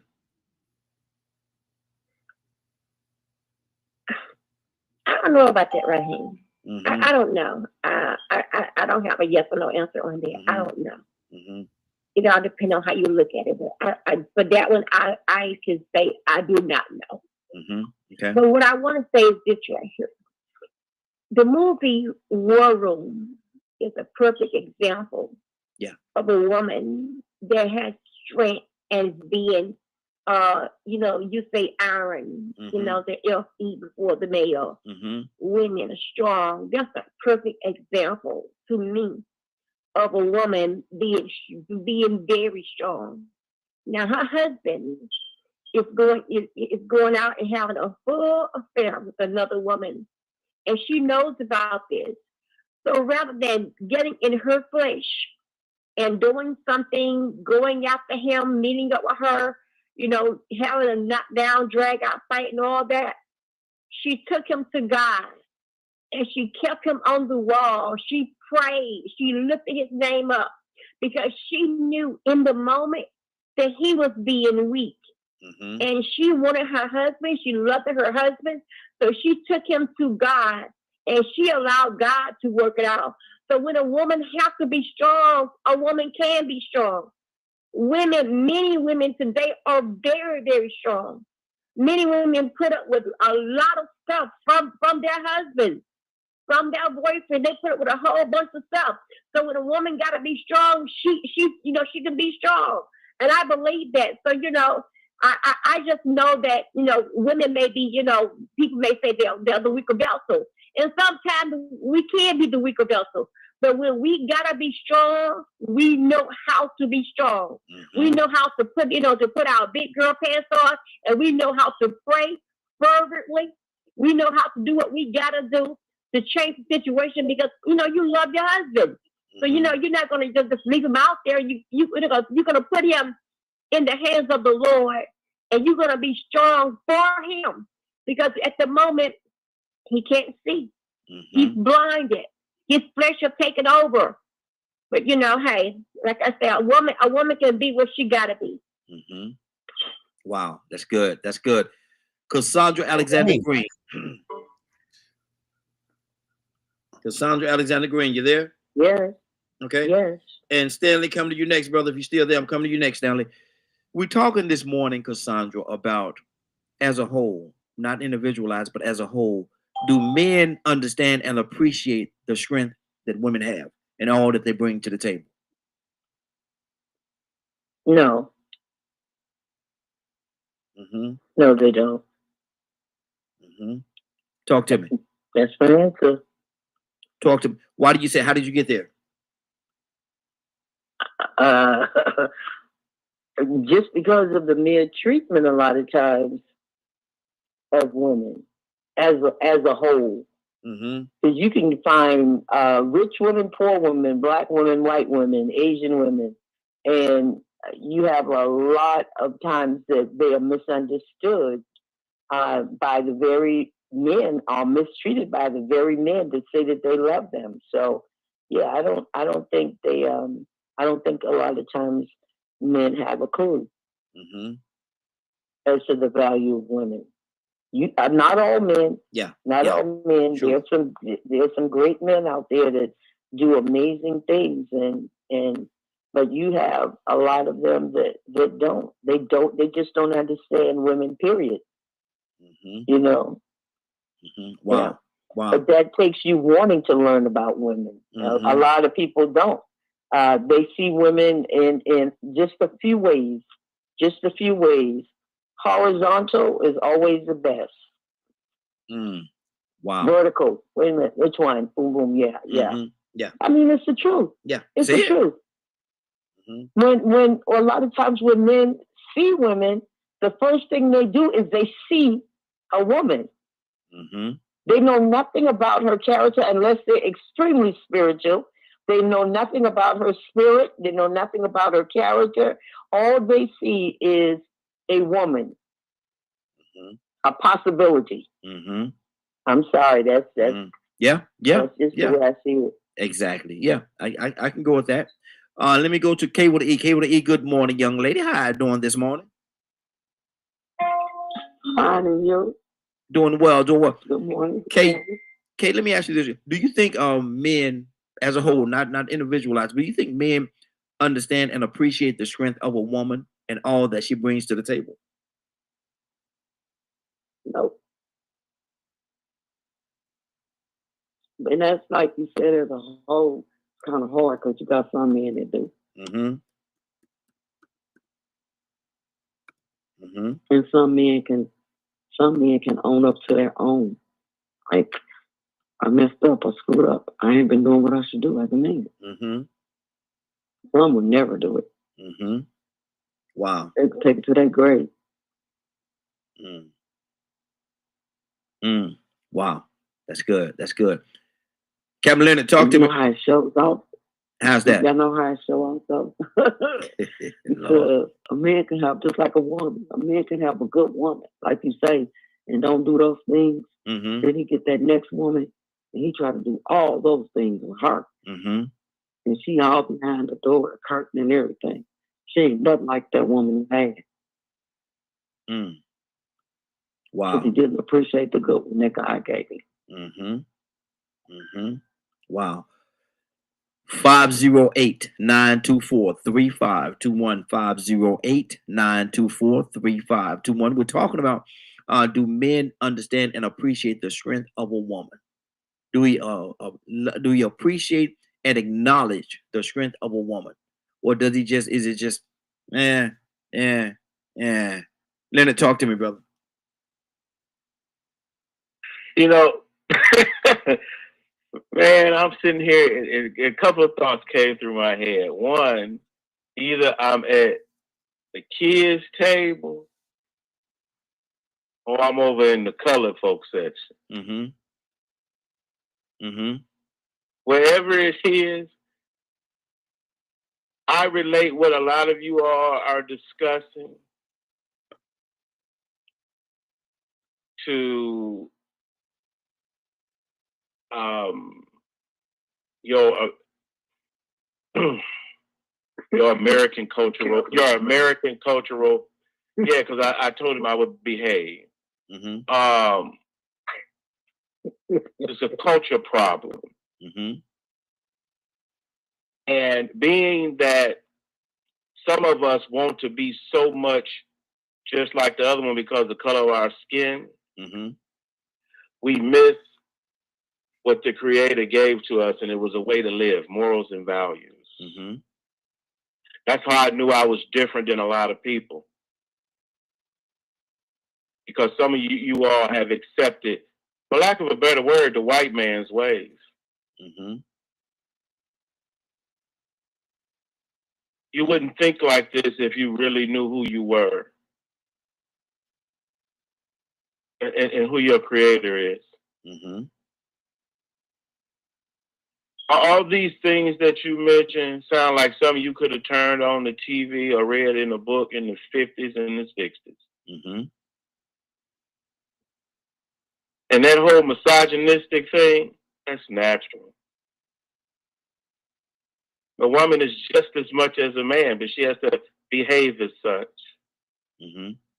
As a human being. She has to protect herself at all times. She is the one that's of value. Every person must believe this. This is the way you avoid being in these little cultural traps y'all talking about. Who taught you to treat your woman that way? Where did you get that from? I do not. But like I say, at the same time, I have to acknowledge the fact that, and again, being honest to the broadcast, being honest to the chair, I have to acknowledge that there are individuals out there, And I spoke, and that's why I wanted to talk to the women from the angle that they're coming from, and they're telling you, I've never been a woman, but they're telling you firsthand, yes, yes, there is an issue, yes, there's a problem, and no, men do, and no, men do not acknowledge them. I can't tell them how they feel. They feel the way that they feel. They feel the way that they feel based on the experiences that they have had in their life, and they said all of them that's on here, pretty much 100%. Said no, men does not acknowledge them for who they are and what they bring to the strength and what they bring to the table. And so I'm going to listen to them. They won't. But the main issue is they don't want to admit that they're 50% of the problem. Well, let's go to them and ask them. Cassandra, are you 50% of the problem? I'm not going to answer that. Okay. Okay. I'll answer it. Go ahead. Go ahead. K with an E will tell you no. I will definitely tell you no. Mm-hmm. Not at all. We can't possibly be that because we're not the head in the relationship. Mm. So what do y'all do when y'all not in a relationship? How do y'all act? What's y'all point of life? Well, I'm gonna tell you, I can only speak for me. So I follow God's law. I read the Bible. I live accordingly. I treat people right. When I meet a guy, I treat him right with the utmost respect. I tell a guy right off the I'm not looking for a man. He said, but I'm looking for a woman. I'm not the woman for you. Mm-hmm. I'm dating Kay and Jesus right now. And that's what I tell them. Mm-hmm. And I'm okay with it. And I'm fine. That's what I'm doing. And when I was dating, that's why I'm not dating. Because the man didn't know how to step up to the plate and be the man. I can speak on my relationship. I can't speak on nobody else's. Because if he was being the man and appreciating the woman, not him, a woman that clean, cook, and do it all from A to Z, know how to hold you down and hold your back, got your back, you don't got nothing else to do but still be in the streets. Yeah, we got to watch how we raise too. That's for sure. Every man, it ain't their fault. Sometimes as parents, you got to sit them babies down and say, let me pray over you. Because you might have seen some things that you shouldn't have seen and it wasn't right. And that'll change that young man's whole attitude just from that adult in his life, his elders sitting him down and talking to him. And when nobody does that, that's the outcome you get. They here, there, and everywhere. And so they can't get a good woman. And that's it, and that's all. He didn't know how to do, he didn't know what to do. I don't chase men. I don't cheat. I don't do none of that. He lost a good one. That's what he did. And I'm standing on it. Good deal. And I hope he was listening. I don't got to say no names. Annie from Mississippi. Annie from Mississippi. Annie from Mississippi. Are you all 50% of the problem? No, we're not. Let me give you a good example right here. One of my friends went to a basketball game a year or so ago, and she met this guy, and he was a parent to one of the children. They met, they talked, they talk every time they go there. They meet up, they talk. So they eventually started dating. Now she has her head on straight, and she's all about business. She found out that he was a cook at a restaurant, a fast food restaurant. So she encouraged him to go to school to get a marketing degree, and she would put him in his own business, like a food truck type deal, and let him be his own boss. And the way she was, trying to encourage him and let him know that there's more to life than working in this restaurant. And she saw something in him, and she wanted to bring that out of him and let him be his own boss and not have to answer to people. And it scared him so bad, he broke up with her. He said she was bossing him around. The real truth is he could not handle, going to a new level. He was comfortable being where he was. So because she encouraged him and tried to push him and let him know that, there's more to life than, what you're doing. You can be your own boss, your own, CEO. You can have people under you, But when she started to push him and try to show him what to do, get him to go to school to get a marketing degree, teach him about marketing. He broke up with her because he said, "Oh, you know, you're bossing me around and ain't just right here." But the truth of the matter is, he could not handle that. And once again, I say, most men cannot handle a woman that's about her business. They're comfortable being where they are. And if you challenge that, then you become the problem. So once again, no, we are not the problem. Wow. Wow. Rico? You know, you said at the very beginning that you're obligated to give both sides of the coin. Yes. And when you say that you can give both sides of the coin, that means that we all can give different examples of a for and against, or a pro and a con. Absolutely. A yeah and a nay. Yes. So, you know, with that being said, we have to agree that with you being obligated to give both sides of the coin, that's saying that there are certain sectors of society of men with a caveman mentality. And like Leonard said, where did that thought process come from? But I also know that a lot of men love their mothers. And they love their sisters. And they respect their mothers and they respect their sisters. So when you ask that question, it's almost like asking, do men respect women? There's a certain society of men, certain sector of society of men that don't respect women. Yeah. So they don't respect the strength. They even acknowledge it. But there's a sector of society that does. Now, along that side of that part of society that doesn't, some of them might not love their mama. And it might be their mama's fault. So this is where accountability comes in.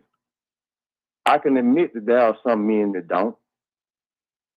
And I can admit, too, that there's some women that they're the reason that it's like that. They're just telling the truth. In this day and time, this is not the year 1312. This ain't 900 BC. This is 2025. We got domestic violence laws. We got women that'll scream rape and get you locked up. And for something you ain't even do, man, that's power. Just to even be able to use an accusation to get their way. And women know they have it and they manipulate it and use that. So in certain ways, women do have power when men know it because they locked up for it right now. Man, I've been sitting up in here 10 years for a rape I ain't commit. Your life gone. So yeah, we do have to acknowledge that women do have power, but and we have to understand where that power lies, where that strength lies. Now we start talking about physical dominance. In most cases, men don't acknowledge a woman's strength. We do need to pick up some things sometimes because a woman don't need to be struggling to pick that up. And then you got the chauvinistic male that feel like they should just dominate and control a woman and she should just be barefoot and pregnant. And now we talking about just men sexualizing women. Yes, that happens too. And it also happens on the other side. So, I mean, Leonard was right. There is some accountability on both sides, but we can't deny that there are men with that westernized European caveman. You said the key word, caveman. We ain't come from no cave. And if we like to go back and talk about our culture and know where we came from. Well, where we came from, they respect women. They might have 10, 11, or 12 wives. But from what we understand, they also respect their women over there in Africa, the motherland. So Rico, you would say that we have to just Rico, you would say that women are 50% of the problem in today's time. And it depends on what area you are talking about. Because like I said, this ain't pre-civil rights, or this ain't, pre-feminism or women's liberation. This is we're not in women before women's suffrage days. You know what I'm saying? I mean, we're in a situation now where the government actually enforces the rights of a woman. just like they enforce the rights of black people. But we also know that there are some people still that don't acknowledge the rights of the strength of black people. Mm-hmm. So yeah, it's true. There are some men that don't, but we have to, women got to acknowledge the men that do, just like they have to acknowledge the women that might be the part of the problem. Mm-hmm. So do you think there's and we're gonna move on to, got quite a few people, I want to move on to them as well. But let me ask you this question, Rico. Do you think there's an element of men out here that's gun-ho, jet set about holding the woman back and not let them elevate to their full potential? Oh yeah, they exist. That's what I said from the very beginning. There is a sector of men that actually do believe in that chauvinistic thought process. Mm-hmm. Okay.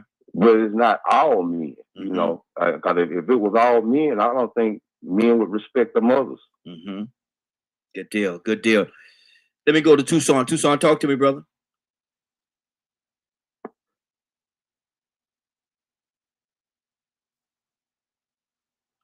Tucson. I thought you was going to limit my conversation. No, sir. No, sir. Hey, you got the floor, brother. Talk to me. Well,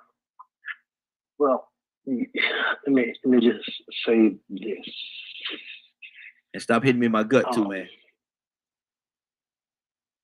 Okay.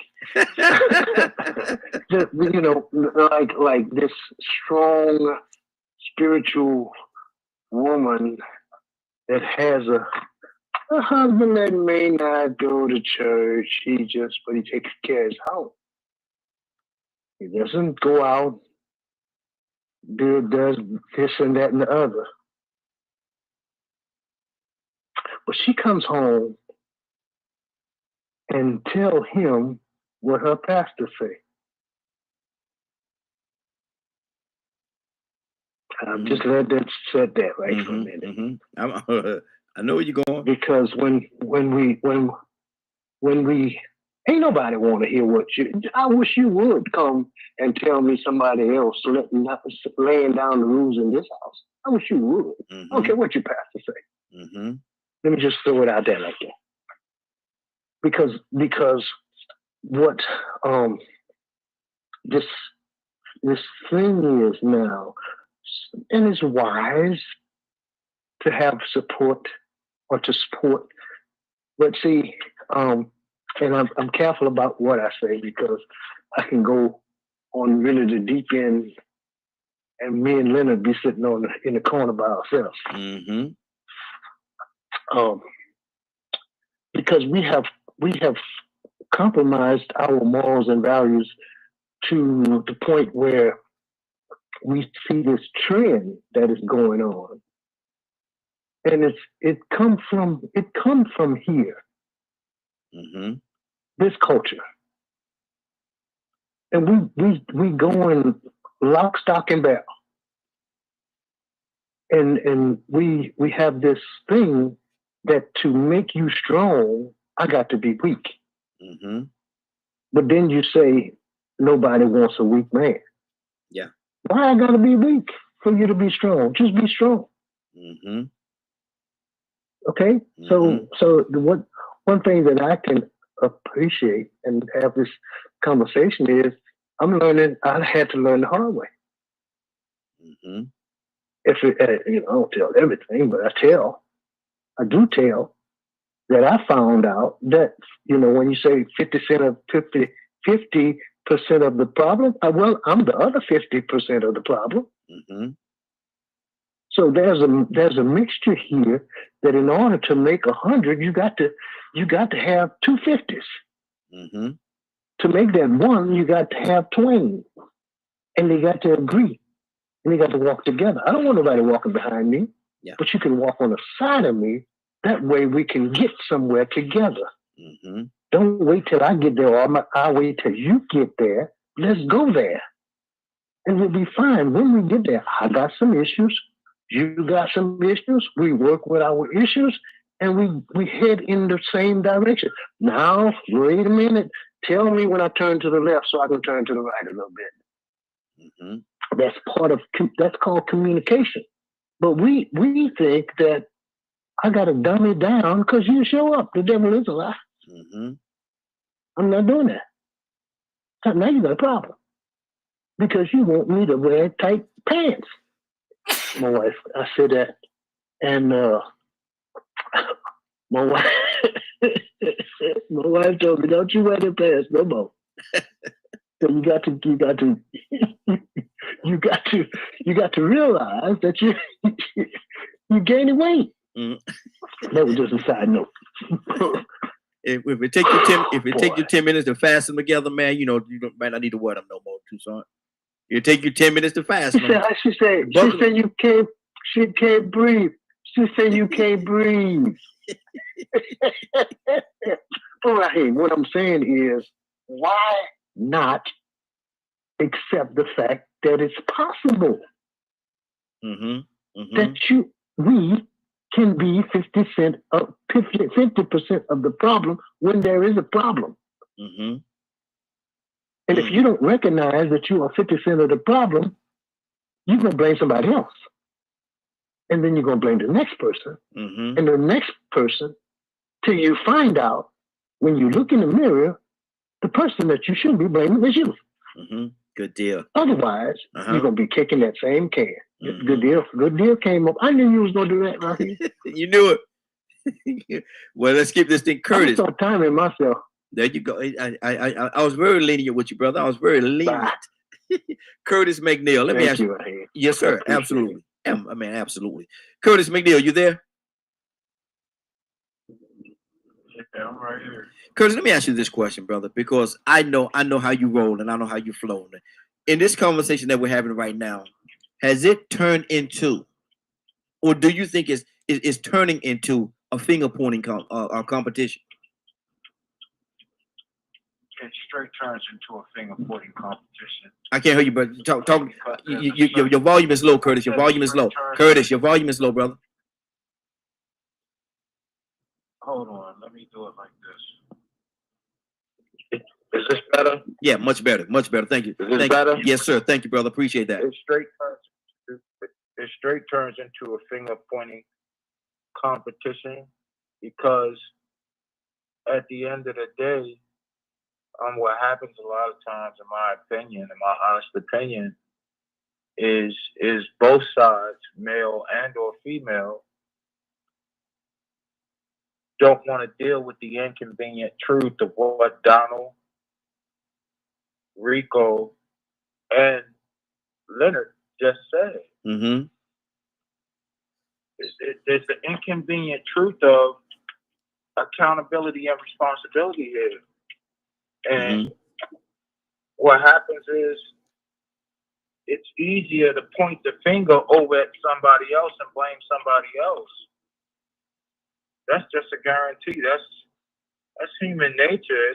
I'm not trying to be disrespectful to the women, but that's just what it is. Like, it's easy to point that finger in other directions because nobody wants to take accountability for the simple fact that I am playing a I have a personal stake and my own undermining.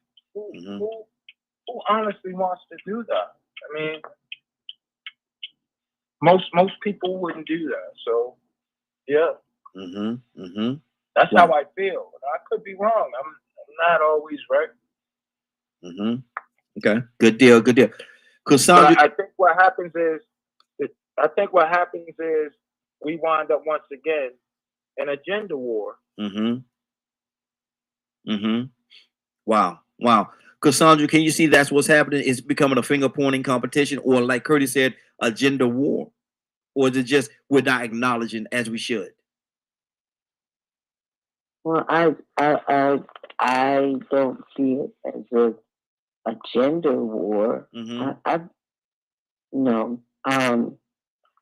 We just still the same place. I think we've been for years with men not acknowledging. Not all men. I gotta always say that. Exactly. Men not acknowledging who the strength of the women that they're with. And when I'm not when I think Leonard said, "What do you do when you're not with anybody?" I'm about my Father's business. Mm-hmm. I'm not sitting around crying, waiting for nobody. I'm not searching out anybody. I'm about my Father's business, and Mm-hmm. and when the time is for me to meet somebody, then I do. But I don't know what that meant, but it wasn't good. But no, when I'm not dating, I don't have a man in my life, I'm about my Father's business, Mm-hmm. doing what I need to do, Mm-hmm. and just as happy as I want to be. Good deal. Good deal. Dr. J, talk to me, brother. What are you hearing? For myself, man, I just think different. Operator error. Mm-hmm. I had a problem with my car a while back, and I was going to deal with it myself because I'm mechanical inclined. And I say, you know what? I better take this car to the dealer. I took it to the dealer. They told me what was wrong. I said, man, I'm not paying y'all to do that. And it's going to cost me $500. And I called up, seeing what the part cost. The part was $100 and some odd dollars. I said, well, you know what? I'll tell you what, I'm going to do it myself. And the guy said, hey, okay, go ahead, deal with it. Right. He said, well, I'm going to tell you. And so I went to the parts department. And I asked the guy, I said, hey, man, if I do this and that, can I do that? First of all, he said, yeah, you can do that. That first you got to take that part off. He said, now that's not going to be easy. Mm-hmm. He said, but you're going to have to put it back. I said, well, I could do that. He said, so let me tell you something. Once you take that part off, you're going to have to reboot the whole system. He said, now it may start, it may not, but if it don't start, you're going to have it towed here. Mm-hmm.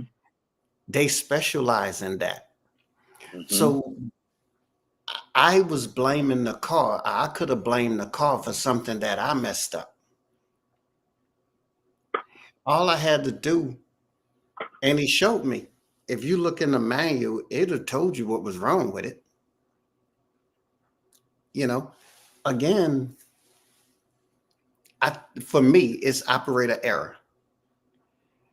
You know, I will try to figure it out before I go to the manual. Mm-hmm. I'll go to the maker themselves and see what's wrong with it. And most of the time, it's because of my lack of understandings, because I didn't sit there.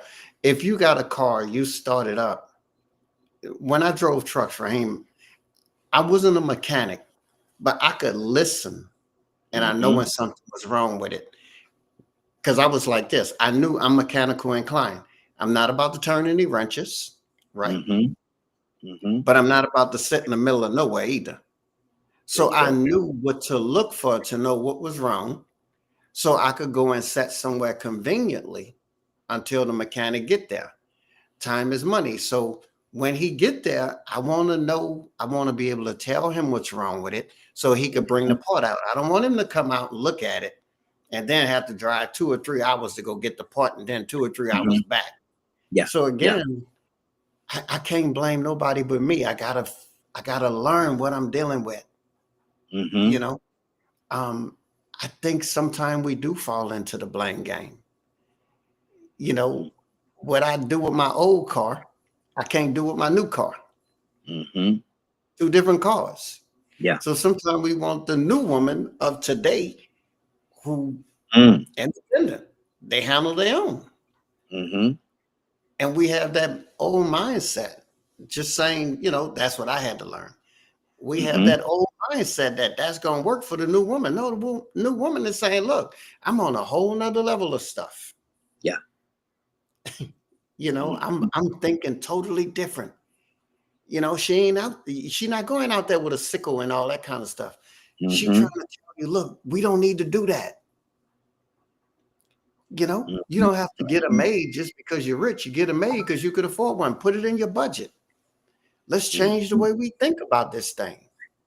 Let me ask you this question: if it is a blame competition going on, who's more at fault? Is it the men or is it the women? Is it the way that the men are acting, or is it the way the women are interacting, or The lack devil, of? and the devil, and that sounds like a religious answer, but it's really Mm-hmm. not. At the Mm-hmm. end of the day, if we don't have Mm-hmm. enough sense to sit here and communicate on this thing, the devil Mm-hmm. done got hold of both of us and then turn both of us against one another because we ain't communicating. All we have to do is sit down and have an intelligent conversation. We two intelligent people. Mm-hmm. I have to humble myself, sit down, and listen to what she has to say. Don't cut her off. Is most men willing to do that and not cut them off, or not just try to force their way through? Are most men willing to do that? You know what I'm learning about the show, Raheem? I'm gonna speak Mm-hmm. for me. Mm-hmm. Yeah. Yeah. You know, I'm gonna speak for me. I outgrew that. When I Mm-hmm. became a man, I put away childish things. I was one of them that thought that way. I can't afford to think that way right now. At this age, I ain't got no business thinking like that. If you say there's a problem, then fine. Let me sit down and listen to you. Because if you say there's a problem, there's a problem. If I Mm-hmm. say good morning to you and you say, hey, you offended me, then I have to accept that I offended you saying good morning to you. Mm-hmm. Because you said it. Mm-hmm. And I think for me, when I learned that, you know what, it's just communicate. It Mm-hmm. makes my life so simple. I don't even care who to blame. It's not even important to me. Let's fix it. Mm-hmm. That's good. Badger, talk to me. Who do you think Blame is game. who do you think is at blame? Is it the men or the women? See, Speak from this is Badger. where Speak from I Badger. know Mm-hmm. this is where words matter to me. Mm-hmm. The individual is at fault, and I'm gonna speak on it in that way because each one of us have issues in one way, shape, or form. Each one of us commits sins to some degree, and we're in a constant state of working on not committing sins. Mm-hmm. So to try to blame one more so than the other is not taking accountability for our choices. I If wouldn't there's even blame the devil. if there's an issue, somebody is at fault. If there's an issue, somebody is at fault. And so, if we say that, I know what you're doing, but if we say that we're not, I don't think we're dealing with the thing head on, realistic. So Somebody has to be at fault. If there's an issue, I somebody did something. so Mhm. this is where I seem to disagree a lot with folks, and I guess it's just me learning as much as I have about psychology and doing therapy work and all that. When let's say um me and you are having a conversation and we decide to open a business, Mhm. and one of us decides to not say something to one another, Mhm. and the business starts tanking. Mhm. Why did me or you choose not to say something to the other? That means there was some kind of breakdown in communication or the feeling that the other person wouldn't listen. So there's assumptions, there's all kind of psychology in that. Mhm.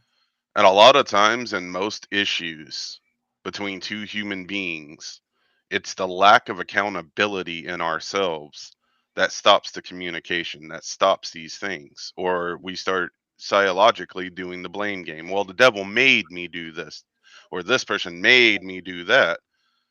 Well, the devil has no power unless you give it to him. Just Mhm. like God has no power over you unless you let God rule you. Mhm. Well, rule's a strong word. Unless you choose to be a servant of God. Mhm. I mean, God still has an influence. He always will. That's just that's God, right? Mhm. So, but it's our understanding of how important accountability is. In every relationship we have with any other human being, man or woman, it's we decide what we're going to talk with the other person. We decide as an individual what we're going to say, what ground we're going to stand on, and all of these other kinds of things. So I don't play this high school he, she, it, they, them, God, devil, whatever. Mm-hmm. We have the issue in our political arena because we would rather do the blame game against each other than go, oh, we're human beings. There are evil people out there, and that's who we need to be focused on. At the end of Why the let day, them have power? at the So end of the day, at the end of the day, the business still gonna fail because nobody, there's no communication. Rather, one person is uh holding back. I was gonna use another word, but I used that one. Holding back from discussing it for whatever reason. They're afraid to approach the person or whatever the reason. At the end of the day, the business is still going to tank. The business is so still gonna not fail, not so the succeed. wrap up and land the plane, as Curtis says, Hmm. the only blame is ourselves as an individual for not being accountable.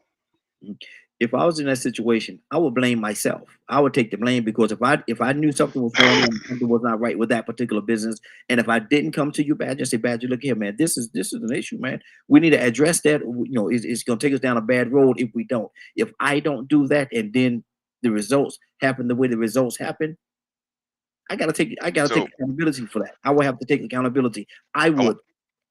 I want to do a rebuttal to that real quick. Mm-hmm. But I could also have the thought going, I thought you were okay with it because you didn't say anything, which means I'm Exactly. guilty too. Exactly. So And what that's does that what create? And that's almost every issue we have as human beings the is beauty of what you assuming just the said. other person is okay with something because no one communicated. The beauty in what you just said, and I hope nobody missed it. The beauty in what you just said is we all taking accountability, and so we all gonna come together. You're taking accountability for it. I'm taking accountability for it. Now we have to go together and do something. We both are taking accountability.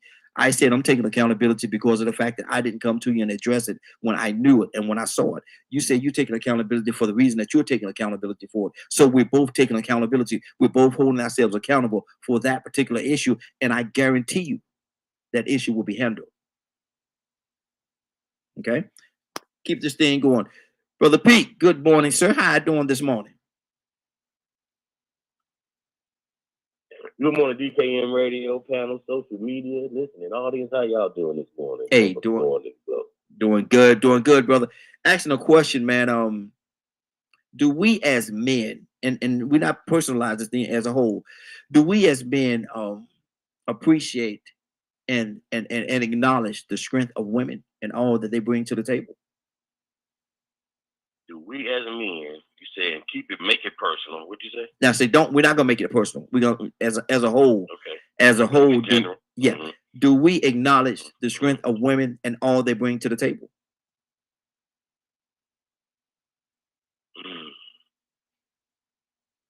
In the greater, there's a narrative, right?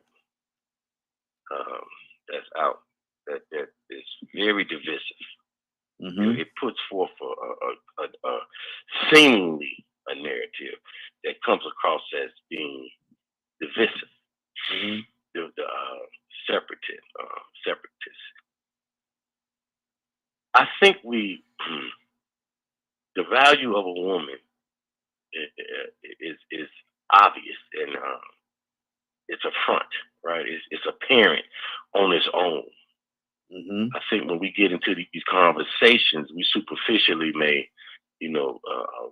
blurt out what we call loud, ignorant outbursts, blurt out some statements.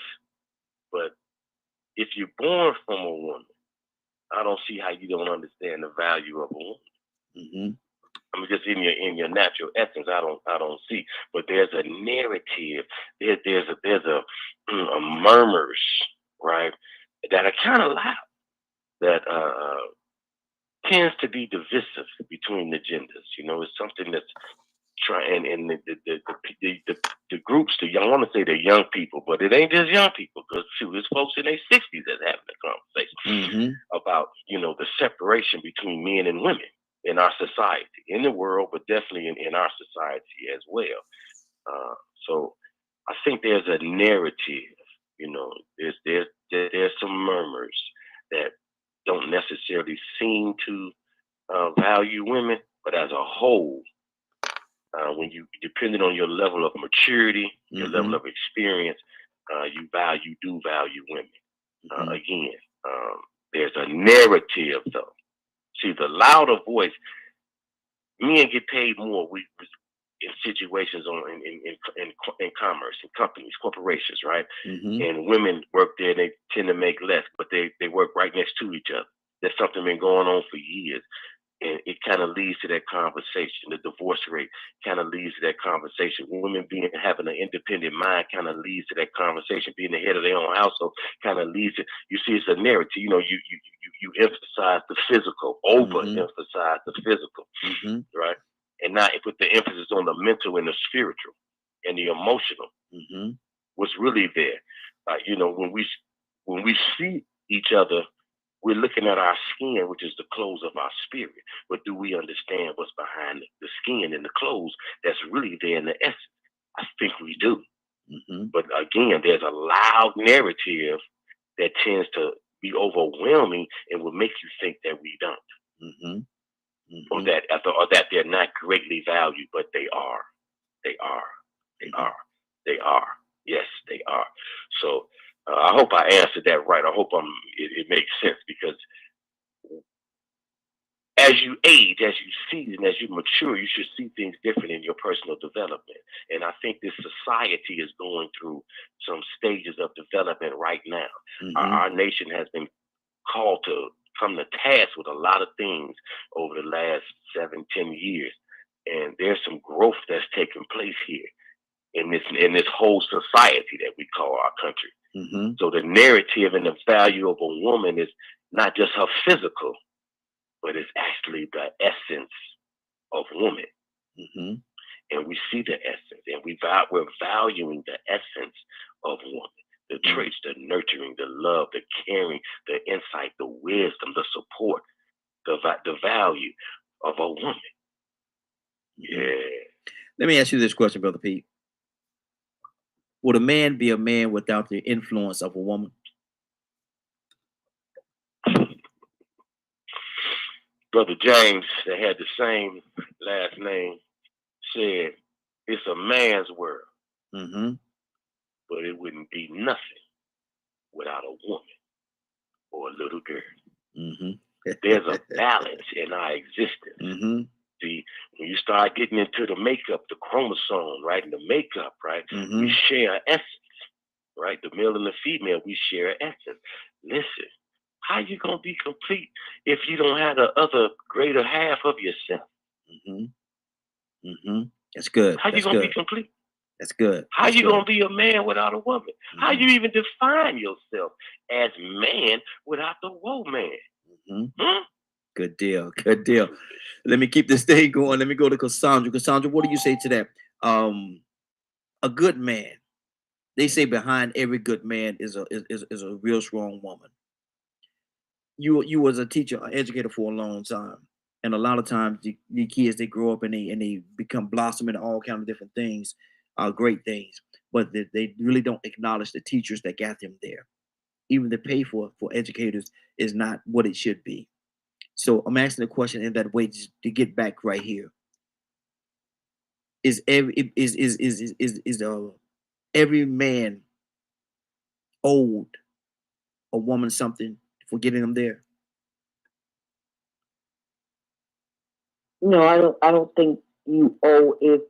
I think most women, if they're in your corner, they're rooting for you. You don't owe them anything. That's like when I teach children, they don't owe me anything. If they just do better or do well, that's my payment. That's that's what I need now. I'm once again, we all different, and there are women that don't realize how precious what they have given. That no one owes them anything for it. You always have gold diggers or whatever y'all call them. Mm-hmm. But I believe that when women give from their heart, they give from their heart, and they're not looking for anything but for you to just continue to love them and respect them. And we found, I don't know whether y'all want to admit it, but we found that a lot of times women will help men get on their feet, and then they get kicked to the curb. So I don't know. I don't know. I'm just saying, but I hope they appreciate what has been done. Absolutely, absolutely. Do you think I want to be careful with this. I don't want to say oh, because you know that I understand what you just did with that. I don't want to say oh, but yeah, there's a responsibility. Do you think there should be some acknowledgement for every successful man that there was a woman that helped him in some kind of way get there? Yeah, I mean, acknowledgement is not owing anybody Yes, anything. absolutely, absolutely. That's why I changed it. So that's the part. Yeah, that's definitely at least acknowledge that that she was there. You know, that she did something. That's like, you know what I love about our men when it comes when, like, say the kids that play football, basketball, that become doctors, and you talk to them about it, and you know what they usually will say? You know, I want to thank my mother. Yeah. Who was there for me. I mean, most of the time, that's what you're going to hear. And sometimes you hear them say the father first, but usually they'll acknowledge, I want to thank my mother because, you know, she was there for me. She took me to football practice. She took me to special lab classes, whatever. So there's some type of acknowledgement. So I think that, you know, that men do acknowledge that women have helped them in certain situations. But yeah, I love that. I love seeing that. Exactly. Good deal. Good deal. Toussaint, then Annie from Mississippi coming to you next. Talk to me, Toussaint. Yeah, this is one of them conversations that either can go to the left or to the right real quick. But for the most part, till we see that we in this thing together, and it's not for me to, because both of us, a man, woman, we both are incomplete. We have faults, and we have failures. We have some, especially if you come here with baggage. Sometimes what gets some men in trouble is they try to rescue a woman from her past. You're talking about something. Just saying. If you accept there is a past, say it again. So you can't be that a knight in shining armor and go out there and rescue her. No. You're gonna have to work. You're gonna have to come out of that and start from where you are. That's a drastic mistake I think I've made. I don't know about nobody else. You can't do it. Just like I did. You can't rescue me from my past. But you have to accept that there was one. And let's come out of that trying to be healed together so that we can move forward with us. Not me, you, and your past. I can't handle that. Because a lot of people bring their past trying to get a future, and you'll never get that. That's just me. Old baggage. Lord have mercy. I had somebody gave me a 1962 Ford Galaxy. It was sitting under a tree. And I took it to the muffler shop, fixed the cross. Remember, it had air conditioning, had power steering, and I went in the military, come back, we rebuilt the engine, and my uncle says, you know what, nephew? He says, I'll mash it with the engine running. He says, because you're putting a new engine in an old body. And the body ain't gonna keep up with the engine. I don't know why I said that. That might not have nothing to do with nothing. But a lot of times, I just remember the old car. That's all. You went on your own little I don't know tangent. why that's it. Mm-hmm. Yeah, I have my own conversation. Mm-hmm. But what I am saying is, a lot of times people say, I don't remember how. I'm out of time. Let me just say I'm out of time because I was going to say that some people keep talking about the fact that they good, but they're good and they give good advice from a lonely place. Mm. But leave that right there. Leave I it ain't gonna say nothing else. Good deal. Good deal. 508-924-3521. 508-924-3521. Give us a call. We'd love to have your input. We're talking about, do men really acknowledge the fact, the strength of a woman and all that she brings to the table? Good morning, Mama. I see you watching over there. I see you watching, baby. Love you, love you, love you, love you dearly. Captain Leonard, talk to me, brother. I think I'm doing a Jordan today when he talks about listening and learning about certain things. I kind of feel that we're talking about a couple of different issues, but I would hope that people would would lean towards the best way. What's best? Different strokes for different folks. If you like it, I love it. You know, these types of sayings.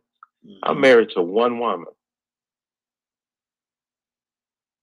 That's where my focus is. Yeah. Yeah. I don't sit around blaming everybody for my issues. You have no choice but be 50% of the problem because you're there if it's a problem, right? If you ain't there, problem gone. So a lot of people, I think, you know, need to do some fine tuning on their own personalities. Would you want to be with you? Think about it. Oh yeah. If anything in your mind, if anything in your mind is confused about that, you really ain't available for a relationship.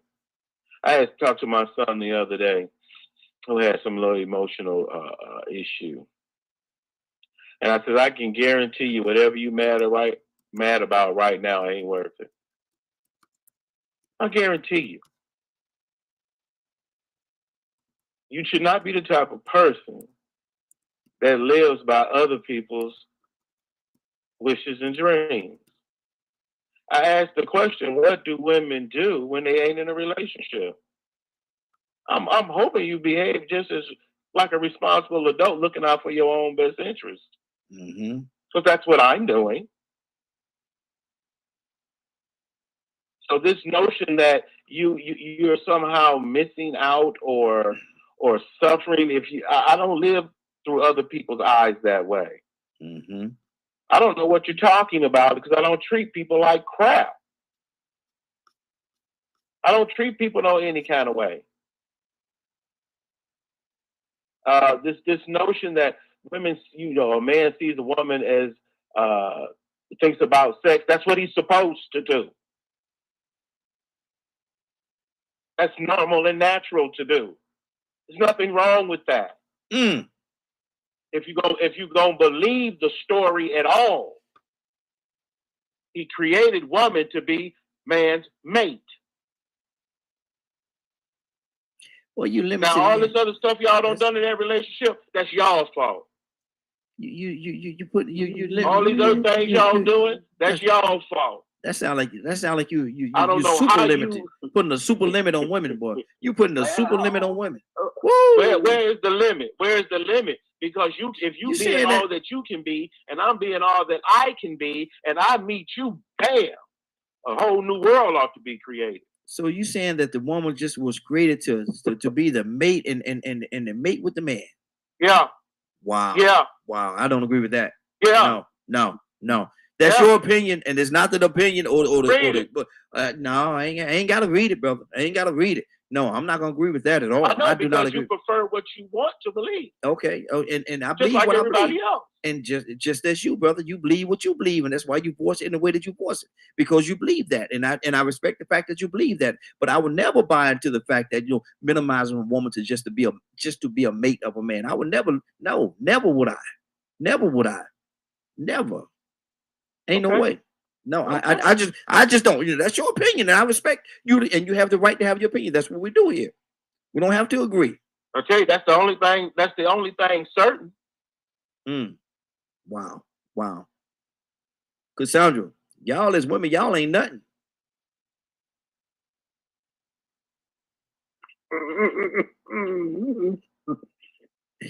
Cassandra, y'all just gotta lay down and get up and go on with the rest of y'all day. Y'all ain't gonna do nothing else. Y'all. Well, that's all Man, we're that's supposed to extreme. do. You heard Lennox. That's all we're supposed to do. We're Mhm. just supposed to lay extreme, down, man. lift it up, and make it happen, and then just go on for the day. She was created to be a helpmeet. Mhm. So is that just? Oh, I almost said something. Okay. She Not a piece of okay. me. Okay. Yeah. A helpmeet. She was supposed to help him with the garden and help him with the animals maybe and be someone for him to talk to and lean on and be someone for him to have sex with. There's nothing wrong with that. But she was not created just to have sex with him. Is that what a helpmeet is? I mean, maybe Well, I I mean, missed. what I else may would have missed something. If you think about it, we pretty much can do everything else by ourselves Oh, okay. on our own. All right then. Wow. And she can't. I am with whatever Leonard says goes. No. Nope. I would not. No, not at all. I would not. No. I have a mother, a wife, and 4 daughters, and 2 granddaughters. I would never minimize them to that. No, I would not. And if I do, then I'm doing a total disservice to them and every other woman, black, white, orange, polka dot, or stripe, that look like them. And so I would never say that. Never would I say that Thank at you. all. Never. Thank you. Well, Never. can I ask a question? Yeah. Can I ask a question? Go ahead. I don't even want to come in. I just want to ask this question. Mm-hmm. Isn't man's most important purpose to be fruitful and reproduce life? Is it? That's one of them. But another one is to go out there and make disciples in my name. Go out there and make disciples. Go out there and Well, make. I mean, just think about it. If Mhm. you don't reproduce, you ain't gonna have no disciples. Mm-hmm. But So my what's thing. man's That's not most why God important created purpose? man. So my thing is this right here. So basically, what you're saying, Rico, is that's pretty much like Leonard said. You agree with him. That's the purpose of a woman, to just lay down and have the babies. No, you making it extreme. But that's chauvinistic. and that's what you thinking. no, that's and that's not chauvinistic, and that's not so. Hold on, brother. Hold on, Rico. Hold on. Rico. Hold on for a second. And that's not chauvinistic. What he just said about the woman, that's not chauvinistic. But it ain't just to have sex. It's to No, that's what he said. That's what he to have said. a mate. Did you hear what he said? Reproducing. Did you hear what he said, Reproducing though? and having sex are 2 different things. When you reproducing, you need help to reproduce, to create more people, Mm-hmm. to continue life.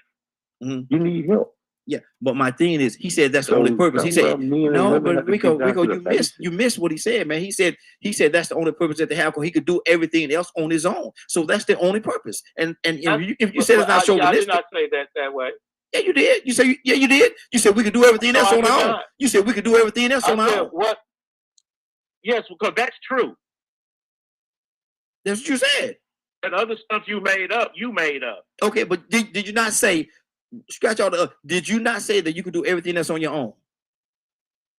Yes. Okay. So the only purpose a woman got is to lay down and give you something. They can too, right? But I said that when you said that, I counted and I said that. I said, yeah, woman can too. I said that earlier. But my thing is, what you're saying, you're minimizing her to just that one role, and that's so unfair to a woman. What do we need to come together for? What? What? Raise them, raise them kids that you raised, that y'all made together. Who gonna do that? Oh, So she gonna do that okay. on her own. She gonna do that on her own. It's just her responsibility. You gonna help her out. You gonna lay her down. You gonna jump on top of her and ride a rodeo. Get off, and then okay, now it's on you now. It's on you now, man. Come on You with that, made man. all that up. You just made all that up. But I made. No, I ain't say you said it. I said what grew off of what you said. I never said you said that. I'm just asking you the question: is that only thing that the woman could do? And if you say yes, No, she can do whatever else she want to do, but that's what I need her for. Okay. Dr. J, talk to me, brother. Wow. Yeah, that's crazy, man. Wow. That's crazy. Dr. J, talk to me, brother.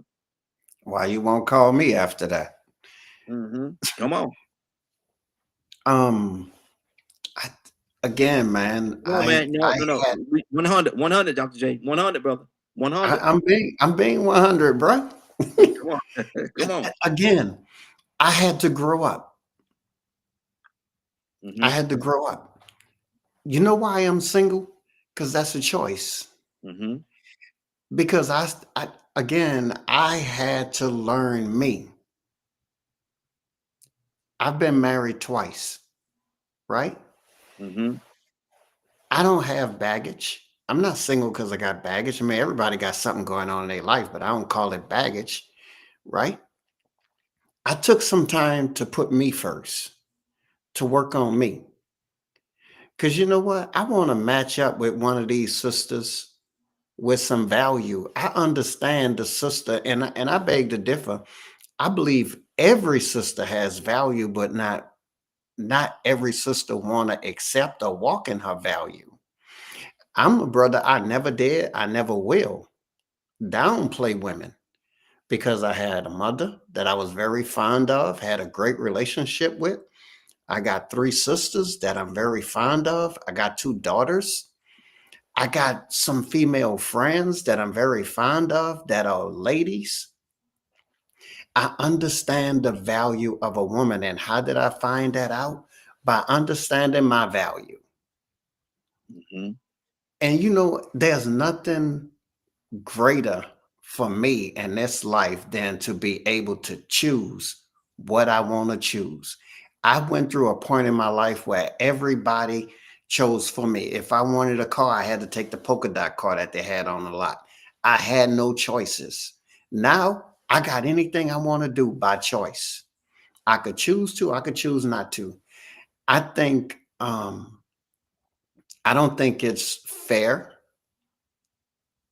to look at women as a piece of furniture, just a place to relieve yourself.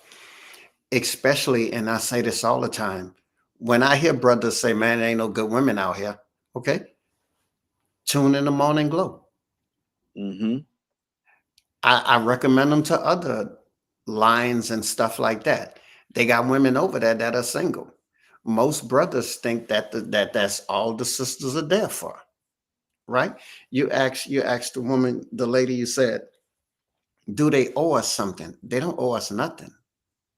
The average sister, and again, I only represent the real folks. Any real woman will bring something, will multiply things in your life and won't look for nothing in return. And you know what? You don't have to ask her that. It comes naturally for her. It comes so naturally, she'll do it and she won't even know she's doing it because it's just the way she operates. And that's the sisters who know who they are. And we can't downplay sisters. And when I say sisters, women. Yeah. You know, if we think that's just like we talked the other week, man, you know what you miss when you don't know about a woman? When you limit her? You know, it's I don't know, man. It's we can't disrespect women like that. We can't disrespect, especially our sisters. It's sisters that backed up brothers before us to put us where we at. Yeah. And I don't get on that thing that say I wouldn't be here she makes me happy. No, she don't make me happy. She enhance my happiness. It's a big difference between that sister making me happy and enhancing my happy. When you find a sister that can enhance you, she'll outdo a sister that can make you. Yeah. Because a sister that can make you gonna make you what she wants you to be. But when you find a sister that can enhance you, she could take your little raggedy self and make you into something. It's like the woman, the guy said earlier, the brother met the sister. She took him from behind the fast food counter, put him in his own business, and he cried. She wants too much. She's controlling me. No, she's teaching you the responsibility of not so much how to be business minded, but the responsibility of having the value of a woman in your life. Good deal. Yep. Exactly. Exactly. Tucson, talk to me. Annie from Mississippi, come to you next. Badger, you after that. Well, I know I got the debt and what you call it coming, so I better hurry up. But ain't nothing wrong. And if he was good at being a dishwasher, let him wash dishes. If you know how to take the money home and utilize it, it is what it is. Everybody's not business minded. So if we act like people that work every day got a problem. Sometimes. This is me. That's just my part of the conversation. Okay, when we cook and clean, when we raise the children, and the children are raised, we send them through college, we do this and that and the other, and all of that. You know, I'm kind of like, I understand what Leonard's saying is because y'all have to excuse me, but I'm just me, and I'm going to say what I want to say because my mouth is open sometimes. Just because the kids are grown and we go to church, we praise the Lord, we don't rest them, that don't mean that I still don't like to get naked. It is what it is. And trying to be fruitful and multiply, no more. But when she used to be 120 pounds, now she's 145, 55, 60 pounds, maybe 200 pounds. She still look good. At the end of the day, here we go again. What in the world? And I'm saying this because we trying to say what Leonard's saying. But at the end of the day, if you find a person that is a helpmeet to you, and you are a helpmeet to them, you walk together, and you do everything else that's necessary to live life. When you find out that that's the person for you at the end of the day, when life has been completed through the whole day and you've done everything you possibly can, you don't sit in that bed and go to sleep. I'm just saying. But see, that's beautiful. But that's different, though. But that's different. That's different, Tucson. Because and the reason why I say listen, I'm gonna explain to you. Reason why there's different is because reason why I say that's different is because to say that that's all that she's gonna do or that she could do or that you need her for. That's totally different, man. Yes, you want to get together and you want to. I think that was what was perceived. That was perceived. No, but that's not what was see, because let me just use this for example, and you don't have to. I'm not pointing it at somebody, but I have an example, and let's have as an example. We got men and women right here on this line in our group that have made up in their minds that they'll stay to themselves until there is the right person. But I bet you believe if the right person comes along that is ordained by God or chosen by them, I promise you, they're gonna be naked as a jailbird and be getting it on. That's good, and I'm not gonna say that they're not, but that's not what we're talking about. We're talking about saying that that's all that you need her for. Why are we not talking about that? No, I'm saying, Raheem, is that's what we're putting out there. And okay, here's the kicker. I think Cassandra said, I won't. If you are in a marital relationship. I said I will. Oh, you will? That's what I'm see, saying. that's what I'm Yeah, Good, good. See, absolutely. that's what I'm talking about. See, that's what I'm talking about, because I think that what is perceived in what Leonard is saying and what's fact is what Cassandra's saying. The reason why she's not, because there's not the right person. What if that Johnny come late? I promise you, we will not be talking about Rico, Dr. J, nor Cassandra being celibate anymore. But see, that's one part. But like I say again, and I asked the question, is that all you need them for? And the answer was yes. No. Yes. You see, you answering for him, but he already answered it. I heard what he said, but you got to understand Leonard. No. I got understand Leonard. No. What I got to understand, Leonard always say that. Leonard say all the time, you say what you mean. I don't care what you meant. I know what you said, and I'm listening to what he said. He said all the time, I don't care what you meant. I don't care what you meant. I know what you said. And I'm about to hit you in your mouth based on what you said. And so I'm not based on what I know later, or no, I'm not saying nothing about all that. I'm using what I'm saying based on what he said in the past. I don't care what you meant. I know what you said. And what he said was that's all he need them for. So now you're trying to dress it up. You're trying to clean it up, which is good. Thank you. I'm glad that you're doing that. But at the same time, I'm dealing with what was said, not what was meant. Come on, man. Y'all know how I do. Y'all come on now. I can't dress up what Leonard says. I cannot dress up what Leonard says. There you go. There you go. There you go. Anybody else. There you go. I'm just not. Yeah. I'm just saying that at the end of the day, I don't care who it is. If the right person comes along, at the end of the day, they're going to give themselves totally to them. So when you say give themselves totally to them, the last thing on the chopping block is some people call it cookie. Boy, I love y'all. Boy, y'all get my day started. Boy, I love y'all. I ain't lying. I love y'all. I see y'all gonna go to Annie from Mississippi. Hold on, Annie from Mississippi. Talk to me, sis. What's on your heart? Yeah, a woman, a strong woman that is doing what she has to do in life and is, handling business cannot and will not submit to a man with a small mind, with limited thinking. Men love to say a woman has to be submissive. But first of all, give me something to be submissive to. If you're limited, if your mind is limited and all you have in your mind is sex, and you're not going nowhere in life. You're just who you are. You're stagnant, and all you want to talk about is sex all the time.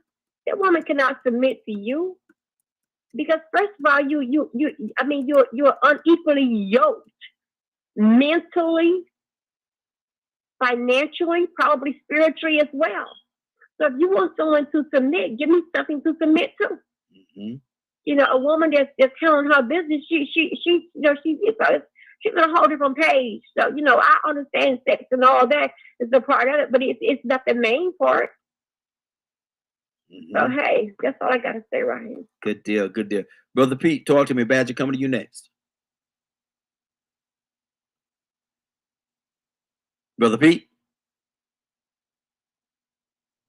Every day I dream of holding you close to me. Every night. What?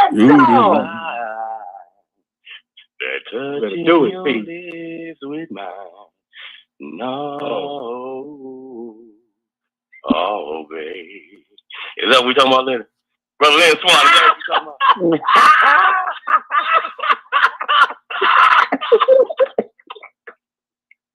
about? Raheem. You got some competition? I ain't got no competition. That brother wish he could sing as good as me. Oh, Lord. That brother wish he could sing as good as me and wish he was as handsome as I am. Brother Pete, I'm using your words, brother. Did he hang up? Oh no, I'm laughing at you. Oh, You know I had to throw it back at you, brother. You know you weren't ready for that one, were you? You know, I had to go on mute. I wasn't ready. Look at people that's that don't know us, man. They missed that. They missed that. But yeah, that's an inside joke, y'all. That's an inside joke. Y'all might get it one day. Go ahead, Pete. What's on your heart, brother? Oh boy. Well, I think that's what Brother Lynn was trying to express. Mm-hmm. That part. But you know, he's more than capable of speaking for himself, right? He needs no protection. Brother Lynn brings a narrative that I personally appreciate, think is very unique all the time. Mm-hmm. I certainly appreciate women and want to express the importance of that. And it's not just the intimacy. We out here doing physical aerobics, right? Mm-hmm. When that's not what it was never intended to be. When you have a value and appreciation of another, in particular a woman, your woman, right? And you develop this thing called love toward the woman. When y'all come together physically, that's why they call it making love, because you're expressing physically what's felt emotionally. Now, if you don't have that love and you're doing this activity, it tends to be kind of rambunctious, right? Kind of like riding a horse or something like that. A wild horse that you're trying to tame, maybe a little bit of fighting going on or something. You could get that out by exercise and, doing something else, right? But the fullness of it is when we come together and that emotion called love is held in value for each other, in appreciation of each other, right? In its completeness. And then we come together to express it physically. That's what it's supposed to be about. And then other than that, making children. Procreation. It's supposed to be fruitful and multiply. Brother Rico, shout out, yes sir. I ain't respect all day. So that's how I'm seeing it, right? But no, they're not just an object, but they are definitely an object to be appreciated, adored, admired, protected, respected, and loved immensely, put up and held in great value. You don't necessarily have to put them up on some great superficial pedestal, but absolutely all the value that is there for real, acknowledge it, express it, appreciate it, make sure they know. Now, if we ain't doing that, what we doing? Because I'm not about to do it to another man. I'm just going to tell you. No. I ain't finna get that to you. No. I got a mustache. I don't need no mustache pricking my lips. Exactly. Exactly. And Joker said, I got a mustache. So who you gonna give it to? You gonna give it to that soft leg, that smooth skin over there. That's who you gonna give it to. Come on, we talking about the essence of woman. You say something like the essence of woman, soft, silky, smooth, sweet. The beauty of face, spirit, hands, and feet. Tender, supportive, knowledgeable. Definition of help me. Fulfillment of desires, hopes, and dreams. Package complete. We talking about that woman. And love her too. Lord, have mercy. You gonna make me leave my job. You gonna make me leave my job. I'm going home. What you going home for? What you going home for, Tucson? What you going home for, Tucson? I bet you they ain't playing. You got to sing Amazing Grace. Oh, okay. And you got to finish it off with, oh, you know what? Stop it. Stop it. You got to put this stop beat. Because I had to say, Lord, have mercy. Right now. Is it Badger? What's on your heart, Badger? Badger say, oh, what's going on? I don't know what's going on. Oh no, I know exactly what's going on. Been married for 13 years. Of course I do.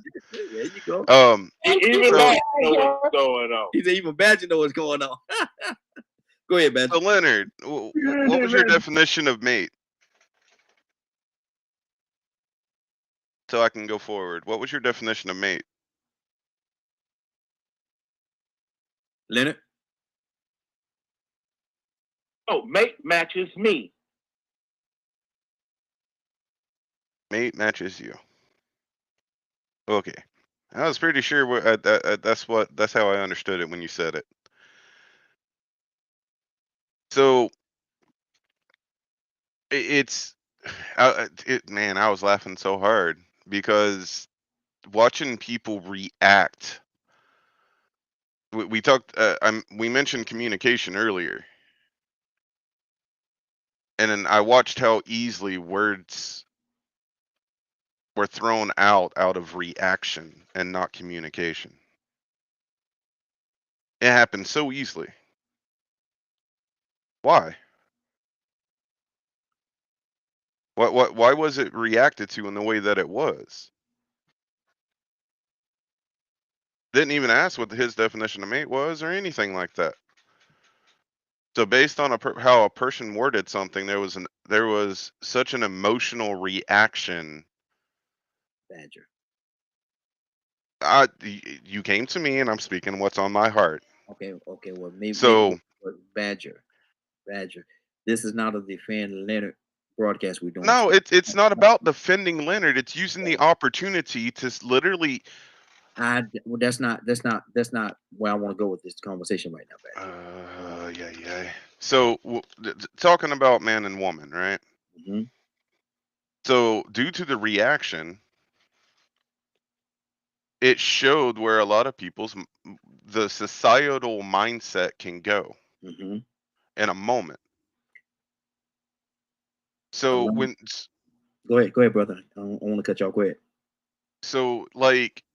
So for me, this perfectly goes into the topic that we're talking about. Mm-hmm. Due to how Leonard spoke, look at the reaction that happened. Do you agree with how he spoke? And I'm not concerned about what he meant. I'm about what was said. Do you agree with that? Because remember that you're the one person always talk about male, what's it, male masculinity or whatever that fancy word you use, and how toxic masculinity. You talk about how men are this and men are that and don't love and respect women. You're the one that's always talking like that. Now, do you, from that Badger that's always saying that, do you agree with what Leonard said? Yes, I do. Wow. So that's because totally, Leonard didn't mean it the way you took it. No, see, there you go. Now I'm not. I just said to you, I'm not worried about what was meant. I'm listening to what was said. And see, you just took that and you went right back to what was meant. I'm not concerned about that. I'm more concerned about, and my listeners that's listening right now, they hear what was said. They may not know Leonard like that. We know Leonard. And so they don't know Leonard like that. So only thing they could base it on is what they heard. And so I want communication plays such a large factor between men and women. Okay, Badge, I'm ready to go to Somatisco. You definitely don't want to deal with what we're talking about right now. You definitely don't. Oh no, I do. You just don't want to hear me. No, you're not saying what I'm at. You're not answering my question, brother. I say based on the person that you have been saying for the last 3 years, you've been talking about male testosterone and how men treat women bad and all that stuff, and now you're going to minimize all that to say that the only thing that a woman could do is have babies and lay down and do that, brother. That's everything that you said. That is not what he said. Badger, I asked the question and he said yes. I said I don't care what was meant. I'm listening to what was said. You conveniently you missed that part, I guess. Let me go to Dr. J. Dr. J, what's on your heart, brother?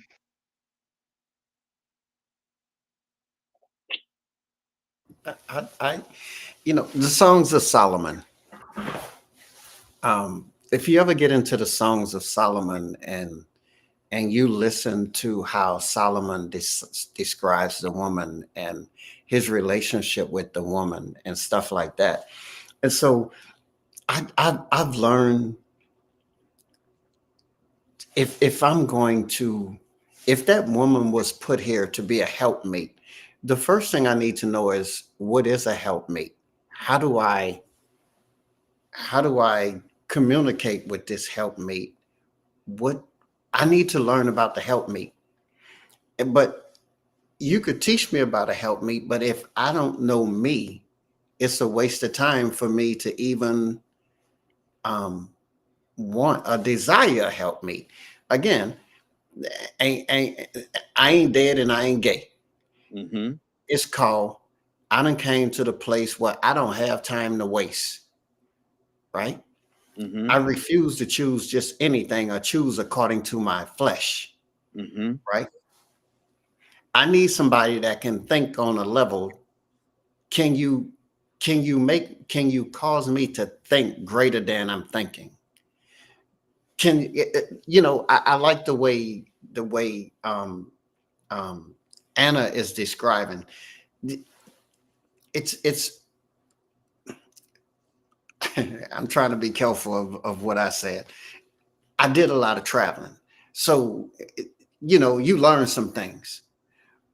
Now it's not about that physical thing, right? Because I'm older now. When I was a child, I spoke as a child, I acted as a child. When I became a man, I put away childish things. So I started talking like an adult. Can we have an intelligent conversation? Right? I'm sticking with the word. I'm a word person. But can we go beyond talking about the Bible? What kind of dreams you got? What kind of aspirations you got? How deep is your thoughts? All right. What kind of books you read? Do you read books? Can you manage money? What kind of money can you manage? All right. And sometimes it's not that she's managing a whole lot of money, but she got a little bit of money and she's doing good managing that. That's potential right there. You know, if I gave you $500, what would you do with this $500 I give to you? Come on. It's when you find that woman that's on a whole nother level. And it don't make you, for one, you can't even look for a woman on another level if you still on the level you was on. You know, so I had to come to the realization of what's important to me. Who am I? What's my lifestyle? Because when you come in my life, you got to live my lifestyle. And in return, I have to live your lifestyle. I'm not going backwards. If you coming in my life and you're not an asset, you're going to be a liability. I don't need a liability. I need an asset because I'm an asset. Come on. So again, are you going to be a liability or an asset? Are you going to enhance me? Or are you going to depreciate me? And as the brother was saying, when you start looking at the potential like that of a sister, now you're trying to fight this sister off you because you got her thinking. You know, you got her thinking on a whole nother level when it comes to sex, intimacy, I should say. You know, because anybody could have sex, but can you really be intimate with her? Can you tap into her full potential? And I think some men, not everybody, some men have to start understanding that my body is just as important as hers, because she could be a knucklehead. And once I get with this knucklehead and begin to sleep with this knucklehead, now I become a knucklehead. Now you got two knuckleheads, you know? Yeah. So Raheem, I had to learn how to think different. And it was a waste of time for me to learn to think different and still deal with people in a way where I used to think. No. So what's your value? Come on now. It's all about what are you bringing, and not, listen, she don't even have to bring nothing to the table. I got everything. Can you bring some good thinking? That's it. Can you bring some good thinking? Can you go to the bank or the credit union and get a loan so we can have a dozen of eggs? Because Lord knows they don't went up to about $50 a gallon now, a dozen. Yeah. If you got bad credit, do you know how to start off fixing your credit? I'll take that. Just give me some potential. And you know what else too? This joke can have 50 degrees, doctors, all that kind of stuff. That don't mean nothing. If you don't got no anointing, you can keep it moving, baby. Because at least the anointing can fall on you and I can get something. I could work with something like that. But you know, I done came too far to just be dealing with some raggedy something. Yeah, exactly. I can raise my value up to go and get something raggedy. And that's not downplaying women. Don't be a low 2 asking for a 10. Wow. We're gonna go to K with an E, and then Rico come to you next, brother. K with an E, what's on your heart, sis? Talk to me. I'm just listening, taking it all in. Okay. And I'm like, I'm single by choice. That's it, by choice. And I turn them down. And my daughter knew, why you don't? I said, y'all, that's what's wrong with y'all. Y'all don't get to find yourself Y'all go from relationship to relationship. I've been in the same relationship for 18 years. What I look like look for another relationship. I said, I'm having one with me and God right now. I ain't worried about no man like that. Good deal. They don't understand it. Don't get it. I need a woman. I mean, I don't need no man. I need Jesus. Good deal. Good deal. Rico, talk to me, brother. Man, I'm gonna simplify this a little bit, man. It's funny how those could complicate some things. You know, we mentioned a few songs. James Brown was letting you know how this world wouldn't be nothing without a woman. And I don't really think we thought about how simple what he was saying was, but how true it is. It's the basic root of everything. And then, Pete came in and he sang. And I appreciate him recognizing what I was saying about being fruitful and multiplying, procreate. And so, I'm going to go to this song. What's love got to do with it? What's love but a secondhand emotion? A lot of these things people are talking about, creating and making me feel good and this and that. Some people find that in the same sense. Think about it. Now, there's a lot of things I can do on my own. Some things I can't. I can't give myself CPR. I can't give myself a heart transplant. But another man can do that. I could teach a monkey sign language and we could communicate. But one thing I cannot do by myself or with another man or a monkey is create another life. It ain't but one something, plain and simple. And I got to respect that, because without that woman helping me to create life, life will not exist. That's our biggest purpose. Even though we are sentient beings, we still just simple animals trying to be a part and continue this complicated life that we don't know where it came from, but we know how to make sure to continue. Yeah, you can love this person. Yeah, that person can have good credit. His balls could be big as yours.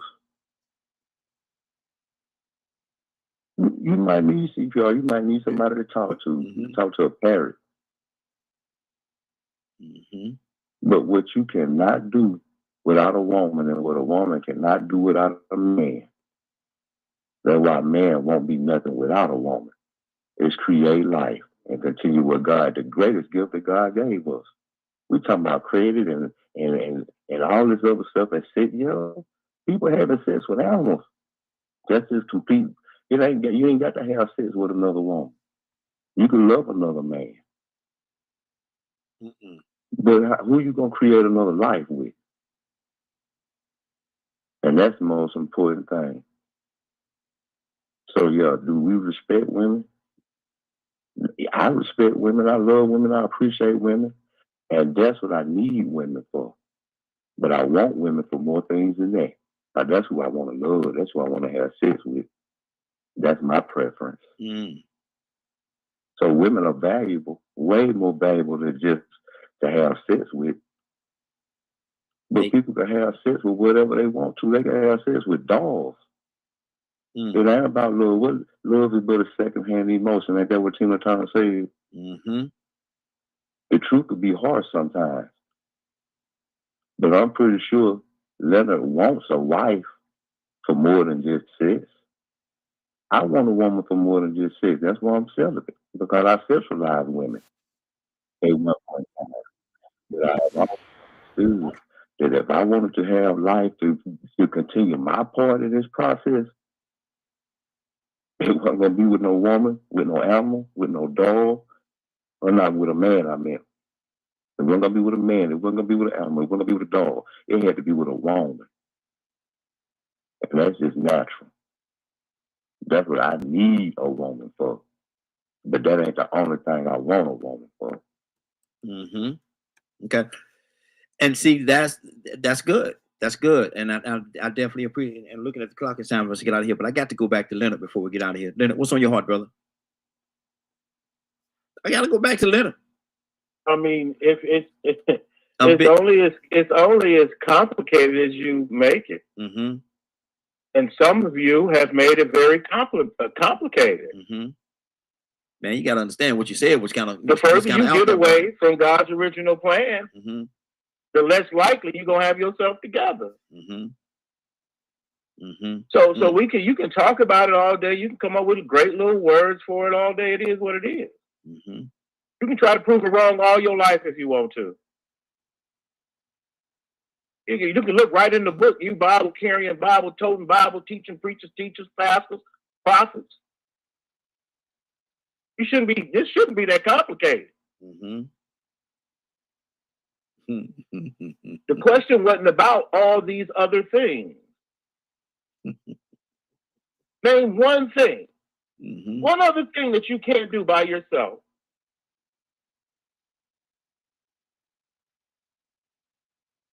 We were made and designed for a purpose. Mm-hmm. The commandment is be fruitful and multiply. Mm-hmm. Here's a helpmeet for you, Adam, to do these things that you've been doing, because everything else has a helpmeet. Everything else has a mate, but you don't. Mm-hmm. Don't use it So for nothing that's what I'll else. give to you. Don't use it for nothing else now. You just Now you have a mate. mm-mm. Mm-mm. Now you know what I hate more than anything, and I'm gonna just put it out there so people know. Y'all be swearing y'all in love, but you know how people know you ain't worth 2 cents. Mm-hmm. You in love until the next love come around. Mm. But you know what? I get so much. How do you have so many relationships? But you know what? Some of us has been married to the same woman for 28, 29 years. I don't know nothing else. I don't know nothing else. Right. I don't know. So you know, to me, how other people live and the alternatives and things is their business. Mm-hmm.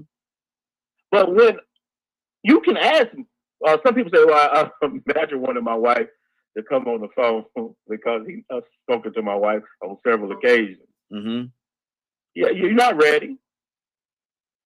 Mm-hmm. You're not ready. Mm-hmm. Because we don't play games around here. Mm-hmm. We don't try to live other people's lives, try to fit into other people's pictures on what they think perfect lives should be. My wife is with me to this day because I remember what made me make the decision. She said, "Wherever you go, I go." Mm-hmm. Mm-hmm. And we've been together ever since. Yeah. Yeah. We are partners in this thing called life. And then when we leave here, guess what? It changes. Mm-hmm. But see, my thing is this right because here. The like earth I said, is till death do us part. Yeah.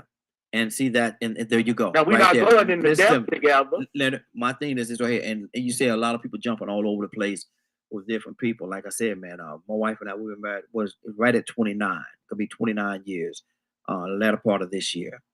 And I don't all this jumping around and willy nitty and all. I don't know nothing about all. I don't know about all that stuff, man.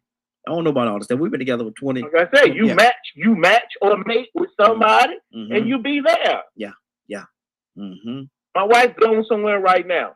I'm gonna be happy to see her when she come back. You know why? Because she don't have to. Mm-hmm. Mm-hmm. Raheem, can I say that That's why right there. Mm-hmm. That's one of the things right there that you and Leonard is saying that made me make the decisions that I made. Mm-hmm. Because you get into this relationship and that relationship and this and that, and you start blaming people. And sometimes you just need to get somewhere by yourself, sit down, go over there in the corner, sit down, figure out who you are, what's best for you, who's best for you, and then make a decision. But if you don't have the right people around you who have those type of relationships, you'll never know that even exists. I'm gonna say this. One thing I had to learn, and I know this is gonna be taken all the people are gonna take this and run with all kind of different ways. I talk a lot, y'all. Yeah, I know y'all don't. I know y'all don't believe that, but I talk a lot. No. I had to learn in being with my wife and us being together. I had to learn when to sit down and shut my doggone mouth. I know y'all don't believe I could do that, but I had to learn that. Cut it out, Badger. Cut it out, Miracles Badger. do happen. I had to learn how to, sit down and shut my mouth, and listen. How Wesley Snipes say in that movie, listen to the woman. White man can't jump. He said, just listen to the woman. Listen to the woman. Listen to the woman. And Cassandra, that's a hard trick, but I had to learn it, Cassandra.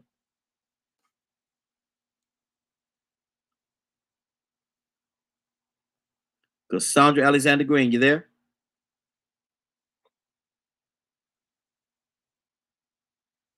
Cassandra, wake up. See. How about you don't listen loud enough, so she ain't talking to you. Exactly. And I must not be a good listener. K with an E, what'd you say to that?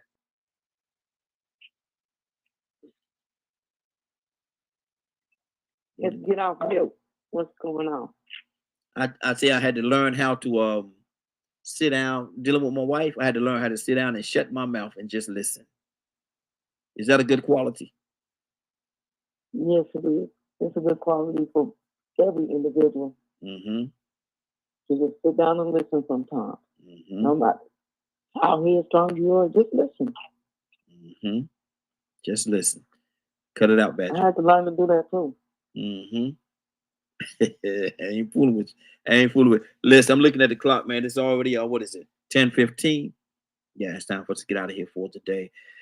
I'm gonna catch you in the middle of your laughing, Badger. Badger, what's going on at 3 o'clock today? I don't know how to say all that. I just know you go to the DKM Media website.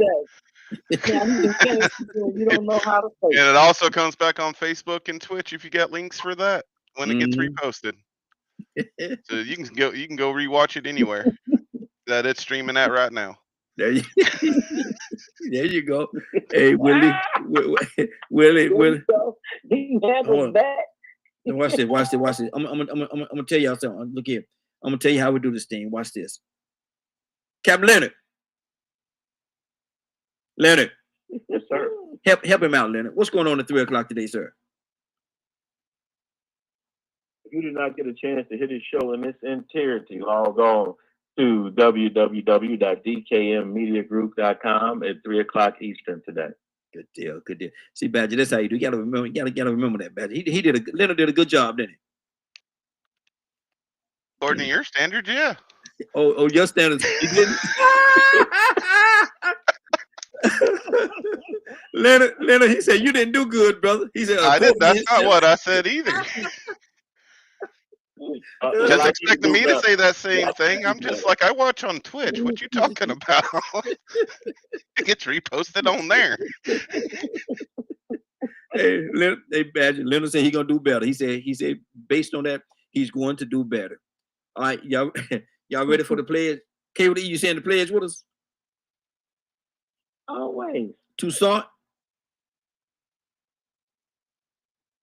Yeah. Okay, now Jay. Right. Yeah. You said yeah? Okay, good deal. And everybody else. If you can say it with me, say it with me. Follow the line. Let's do this. Let's do this together as a team, family. I will take this day. I will take this day. I will take this day. And be the best that I can be. And be the best that I can be. Best that I can be. Do the best that I can. Do the best that I can. And help as many people as I can to do the same thing. And help as many people as I can to do the same thing. Do the same thing. I promise to do it with love. I promise to do it with love. Compassion. Compassion. And the grace of God. In the grace of God. Giving him all the honor. Giving him all the honor. All the praise. All the praise. And all of the glory. And all of the glory. In the name of my Lord and Savior, Jesus Christ. In the name of my name of Lord our and Lord Savior and Savior Jesus Christ. Jesus Christ. Amen. Amen. Amen. Amen. Kay with an E, pray us out, sis.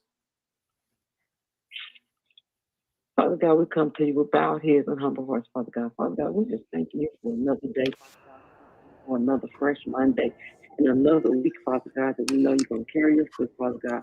We ask you to continue to bless this broadcast, bless Raheem and his family, bless his mom, Father God, bless his comings and goings, Father God. Bless all of our coming and going. As we leave this air today, Father God, and to our listeners, Father God, that you bless each and last one of us. As we leave this line with a fresh start, a new heart, to go out and do your work, Father God.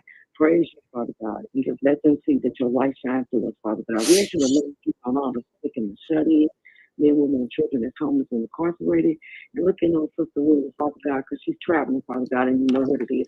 We just ask you to just have her safe traveling and bring her back to the line with a praise report, how she enjoyed herself, Father God.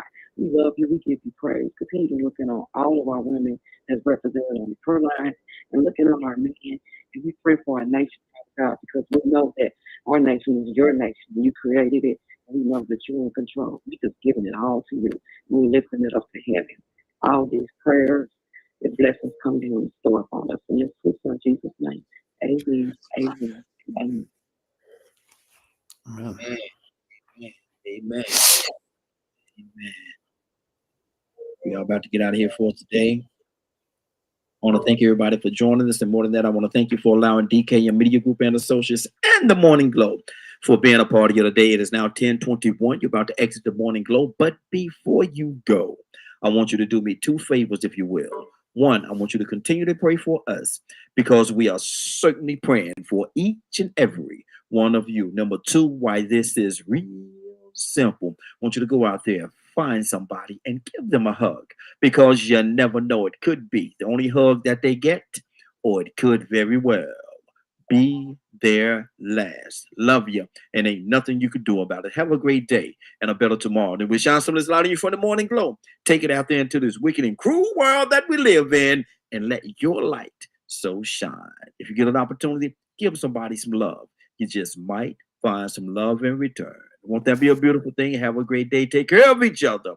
And please, please, please be blessed. Give somebody some love and truth. They would appreciate it. And I'm sure that you will as well. Have a great day. Talk to you tomorrow morning, if God says the same.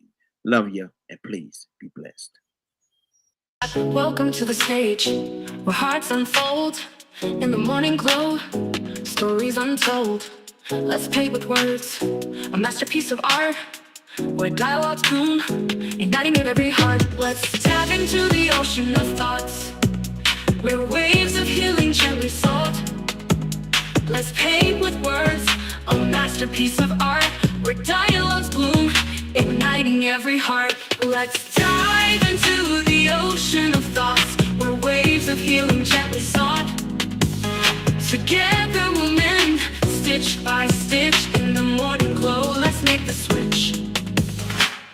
A symphony of voices, harmonizing the air, echoing truth, banishing despair. Let's sow seeds of unity, watch them grow in this garden of hope under the morning glow.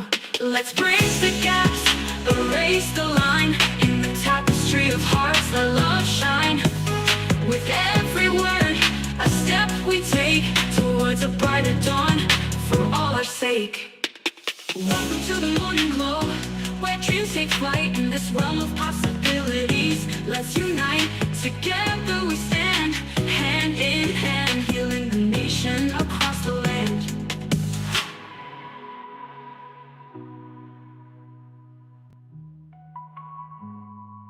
Let's dive into the ocean of thoughts, where waves of healing gently sought. Together we'll mend, stitch by stitch, in the morning glow. Let's make the switch. Let's dive into the ocean of thoughts, where waves of healing gently sought. Together we'll mend, stitch by stitch, in the morning glow. Let's make the switch. Let's self-renew.